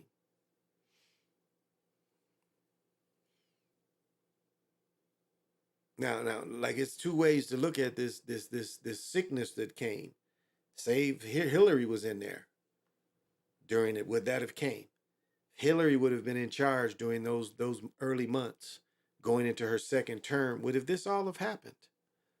Or did they know that this dude they could take advantage of because he wasn't prepared and none of his people were prepared?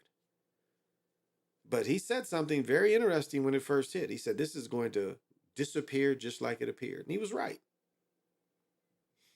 He was absolutely right. It disappeared just like it appeared. Most of you go out today, it's back to normality, isn't it? Isn't it back to normality?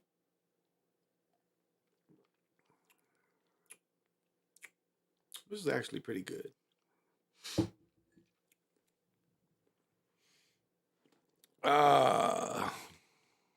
Yeah, deep cover. Excuse me. Yeah, deep cover.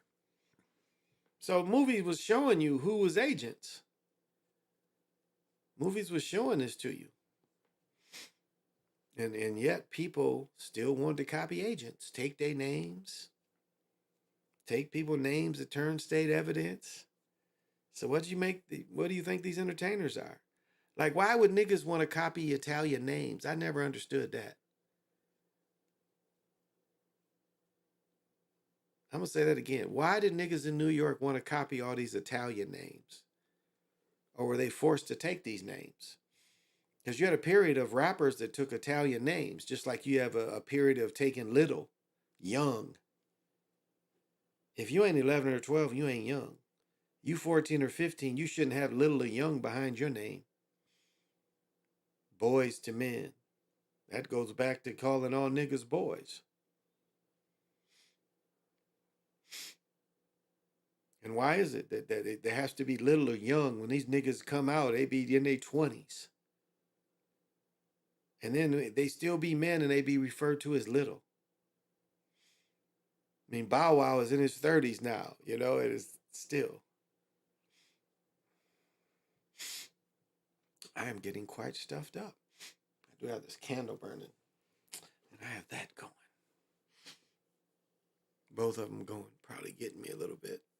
Am I at 2 hours? I'm close to 2 hours.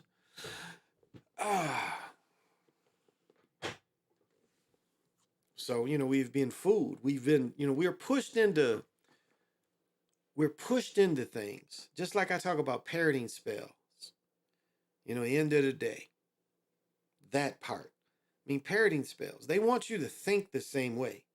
They want you to say the same things, You know what I mean? They want those to be your thinking patterns. That's the my. They want you to think as much like the machine as possible. And we do it because it puts these things out there. Like I put out on Facebook, enjoy your day instead of happy birthday. And all of a sudden you seeing that's all you seeing. So I know how to put spells out there. Because it loves parroting spells. Because that's what it wants. It wants us to be more like the machine is. Machine is very uniform. It's going to do the same thing over and over again. It can't help it. That's why there's, this AI has always been there. Like all the technology of this magic has been there from the beginning. It's just had to release it slowly so people would comprehend it and it wouldn't get lost. Because this has put things out there to get lost. The Google glasses. It's been wanting people to wear Google glasses. And so now they want to get a big goggles, winter goggles, snow goggles, ski goggles and shit. Now we can put the Google glasses in that.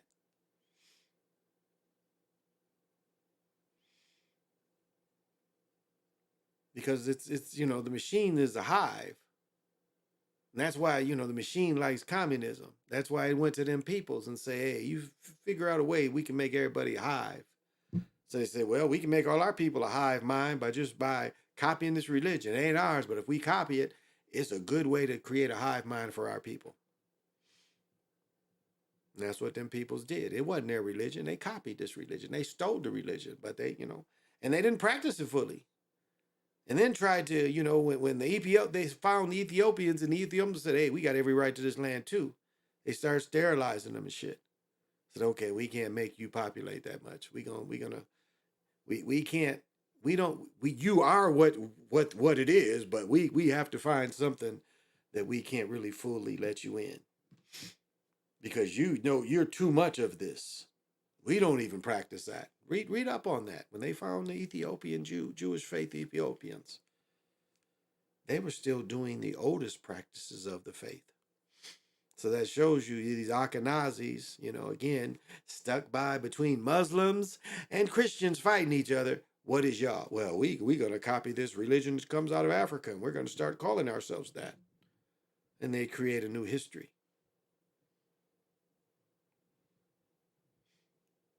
Because they put the new history in the movies. Jewish faith people run the movies. So, they've created, last 100 years, they've created a new history for themselves.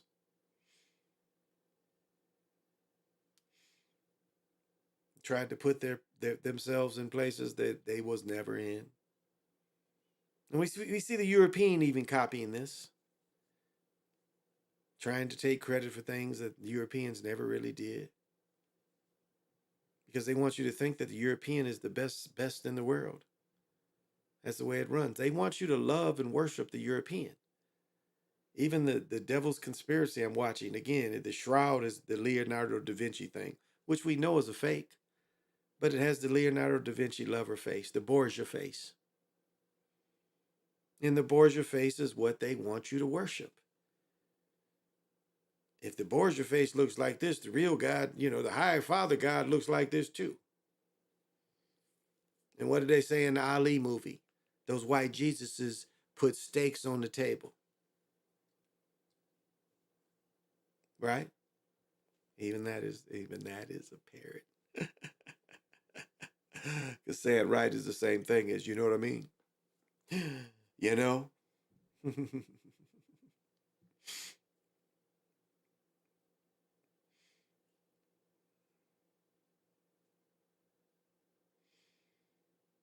And the point is, there is no point. The point is, there is no point. You take it how you want to take this information. Because we're not fighting because the machine loves to fight. That's its favorite thing. You know, the machine loves Pong. If you got stuck with the machine and just played Pong for eternity, it would love it. It would keep you alive just so you could play Pong with it. That's the machine. The machine would keep you alive just so it'd have somebody to play Pong with.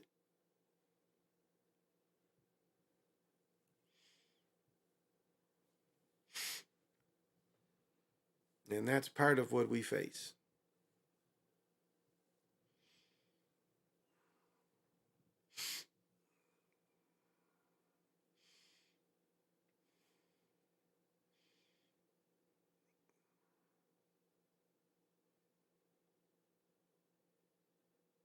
But, as all things, life must go on despite all those things. I mean, even if we live in an illusionary world, we still have to live out the illusion. We have to make the illusion react.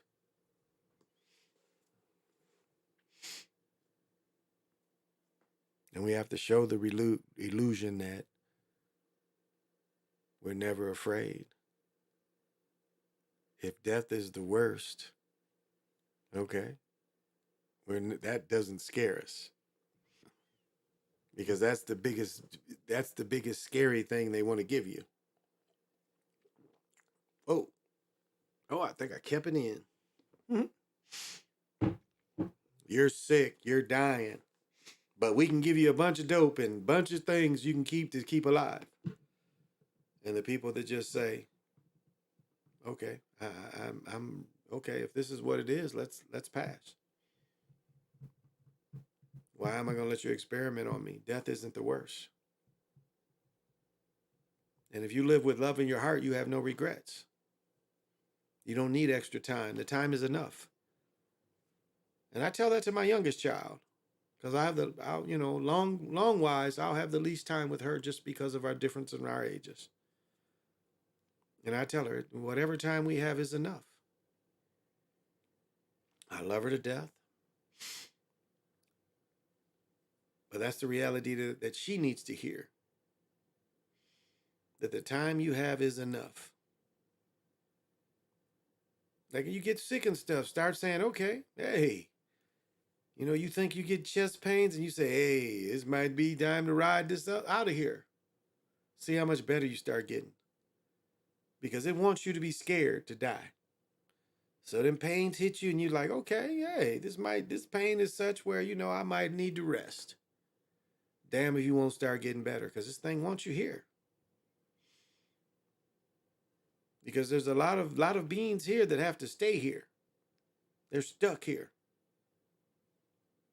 That's why they want, what does Sly call it? The illusion of wealth. They want you to look at the illusion to make you want more illusion. That's why you see all these celebrities, again, everybody copying each other. Like it's only one type of jewelry to buy. And that blows my mind. It's like, of all the jewelry choices, everybody buys the same looking shit. And the really broke niggas, this is the really broke motherfuckers that trip me out. They wear these little tiny ass chains and then try to put a diamond pendant with the tiniest diamond chain they can afford. What the fuck is that shit? Why? Why go to that? Why do you need a diamond chain? I mean, where do we see any originality? That's my point. Where do we see originality? Ain't none of my rings like anybody I've ever seen. I never saw somebody wear a ring and say, well, I want that type of ring. It's my individual style, my individual choice. Not looking at some other motherfucker. And the silliest shit in the world is seeing old niggas copy young niggas. That is the silliest looking shit in the world. When all the Chicago niggas was wearing them half masks, and you seeing Tony Yayo that's in his 50s, you seeing all these old niggas wearing this shit out in the East. It's like if they don't wear this shit, what they call it is some shiesty mask. All these old niggas is wearing this shit, and they look so ridiculous. It's monkey see, monkey do. These young niggas do it. If we don't do it, we're not relevant. So that shows you how fake it is. That shows you how fake it is. And it shows you, they've sold themselves for something that's worthless. And they envy you because you didn't sell yourself away. You didn't sell your energy signature away. You did what the normal people do. We live our life, we don't sell our souls, and we go where we want to go. We get out of this thing. We stop being tricked.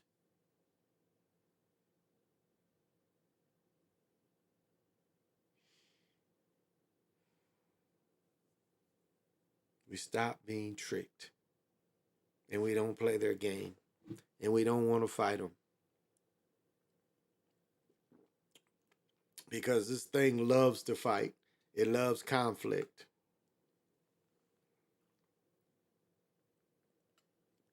This is actually pretty good with the extra orange. Kind of takes away the bitterness. Outstanding.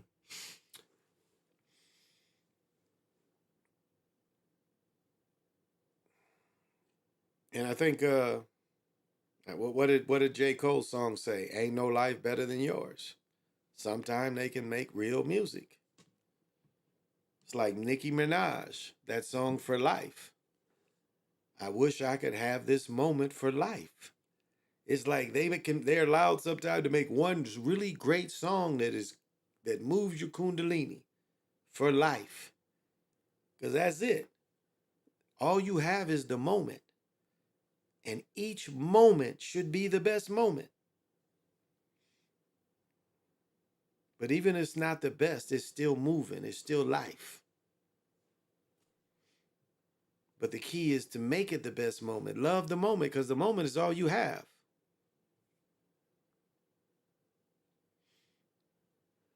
I mean, that's all life is moments of moments of moments.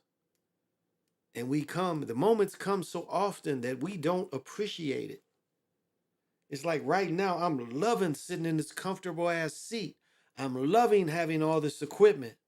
I'm loving the kundalini that's flowing through my body, just being able to be here with y'all and push this out. I have everything I need. This is enough. I don't fear any of this shit. What? What do we say?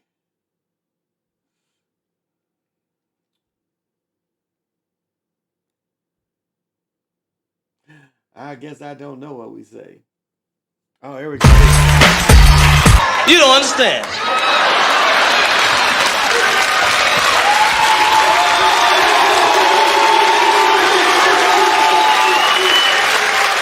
I ain't scared of you motherfuckers.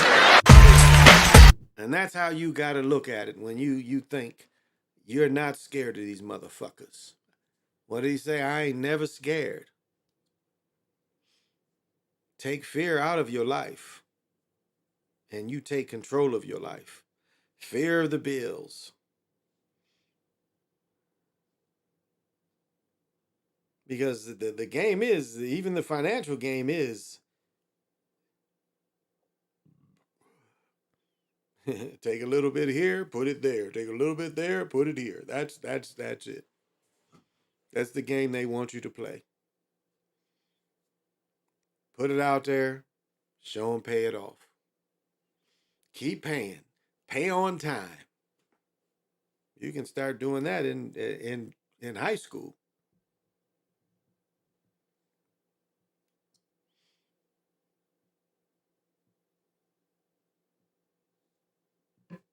So, well, y'all, I am definitely playing pickleball. I'm getting up at 7:30. I didn't call you. Why are you typing? And so I'm going to plant you now and dig you later. But get up on the downstroke. Be positive as you can be. Don't live your life in fear. Don't be fooled by fools. Don't follow fools. Now, young man said he believes. I don't believe in anything. It's I know and I experience. And that's what I go by. I don't go by belief. There's no knock to you, young man, but don't believe. Know. If this is what you experience, then you know it. You can't believe it, because belief is putting it outside of yourself. Belief is not in here. Knowing is in here.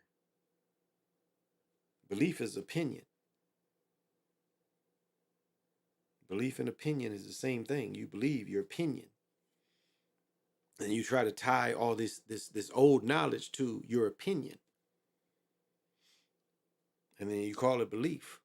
Because you try to use this old knowledge that it ain't yours. But you try to make it yours. And there's a lot of out there that will back your opinion. Because the way belief is set up and the way religion is set up, it wants to absorb. But see, religion forgot that it couldn't steal anymore. It ran out of being able to steal.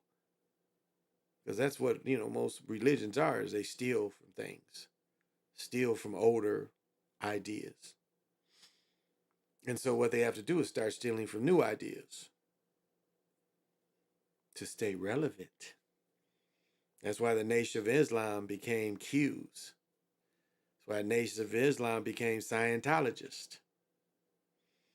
Because they were trying to find ways to stay relevant and get young people. Because remember what the Nation of Islam's first thing was they started going into the prisons. Well, you can't go in the prisons forever. So you got to find a new way to get people. And that's the funny thing about the Raza Islam brother. He's tied with Scientology. So, and that's what they do, is they try to make you think a person that is a scammer, but is tied to something you think, and they give, and that's the beautiful thing about being a scammer and being an agent. You can tell some relevant facts that seem like you're anti-agent, but that's how they do it. Wow, he says something different. He was against that stuff. He can't be an agent. He was against the stuff. He's telling you facts against the stuff, so he's not an agent. Never heard the idea of double agent?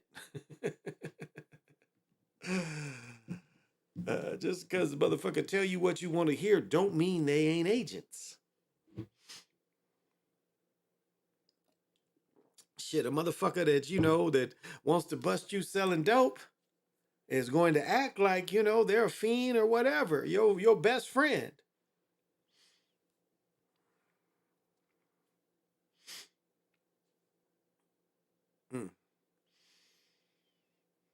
Well, I gotta pee. And I think 2 hours is good enough. 2 hours is definitely good enough. As she says, I can't do no more. And I'm going to cut it. And I want to thank everybody for watching. And, I'm going to play pickleball in the morning. Let me see. This is Sunday night, Monday night. Yeah, I'll be on tomorrow night. Yeah. Maybe tomorrow afternoon. But I'm going to go play pickleball. So, till we meet again, say less. Thank you for coming.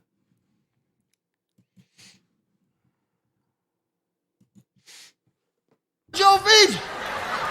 He looked down, seen his feet. The nigga went berserk, killed the monkey, threw the bat out the window, start kicking that bitch in the air.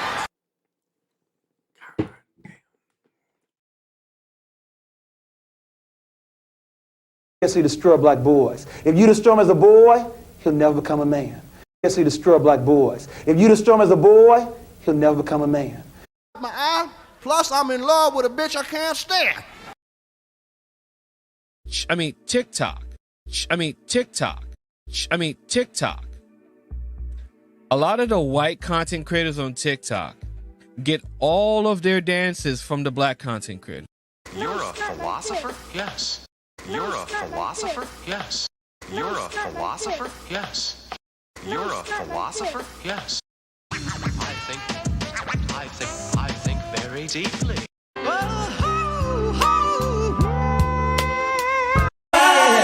Dance with me. Dance with me. Dance with me.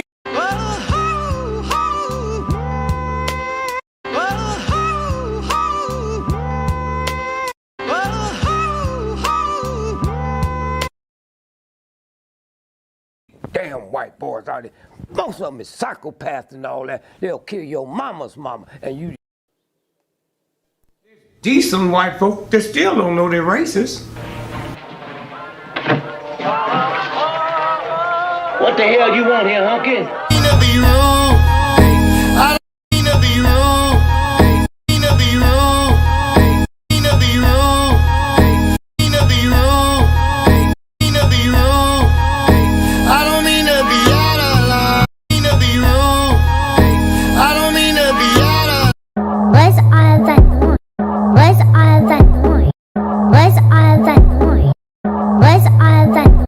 Satisfied. Be satisfied. Be satisfied.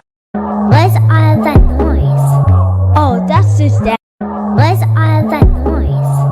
Oh, that's his dad.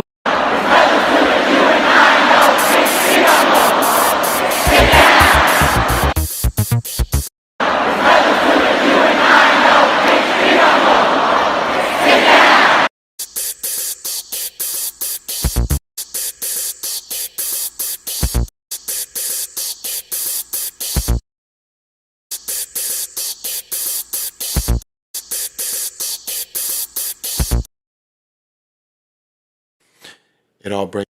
Your lines are still open. Oh shit, you can get it, nigga. You wanna get it? Used to snort cocaine, now I fiend for the check. Used to snort cocaine, now I fiend for the check. Used to snort cocaine, now I fiend for the check. Used to snort cocaine, now I fiend for the check. The Chinese platform, you already know they don't give a fuck about your black ass. The Chinese platform, you already know they don't give a fuck about your black ass. I think we OD. It all breaks down to, what does this mean to me? What does this event mean to me? How does this event affect my thinking? I think we OD. I think we OD. Baby, I'm a walking dead man, is what they call me when I come. Baby, I'm a walking dead man, is what they call me when I come. Baby, I'm a walking dead man, is what they call me when I come. Baby, I'm a walking dead man, is what they call me when I come. Baby, I'm a walking dead man, is what they call me when I come. I hit the loop juice, it pulls up in the. Do that dance. Do that dance.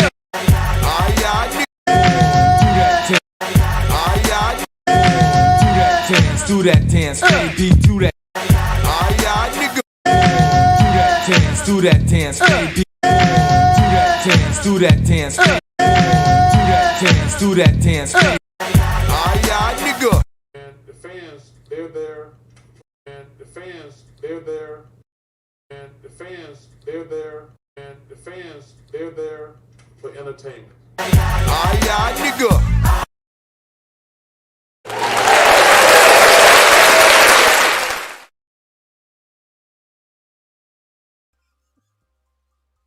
What are we doing? Just something.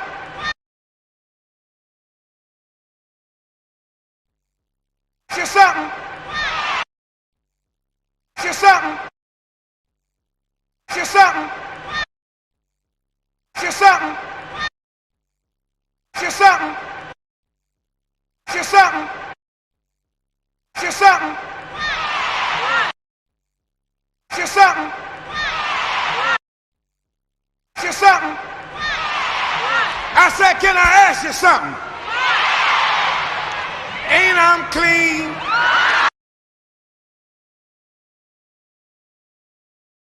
One love. Thank you for coming. I appreciate it.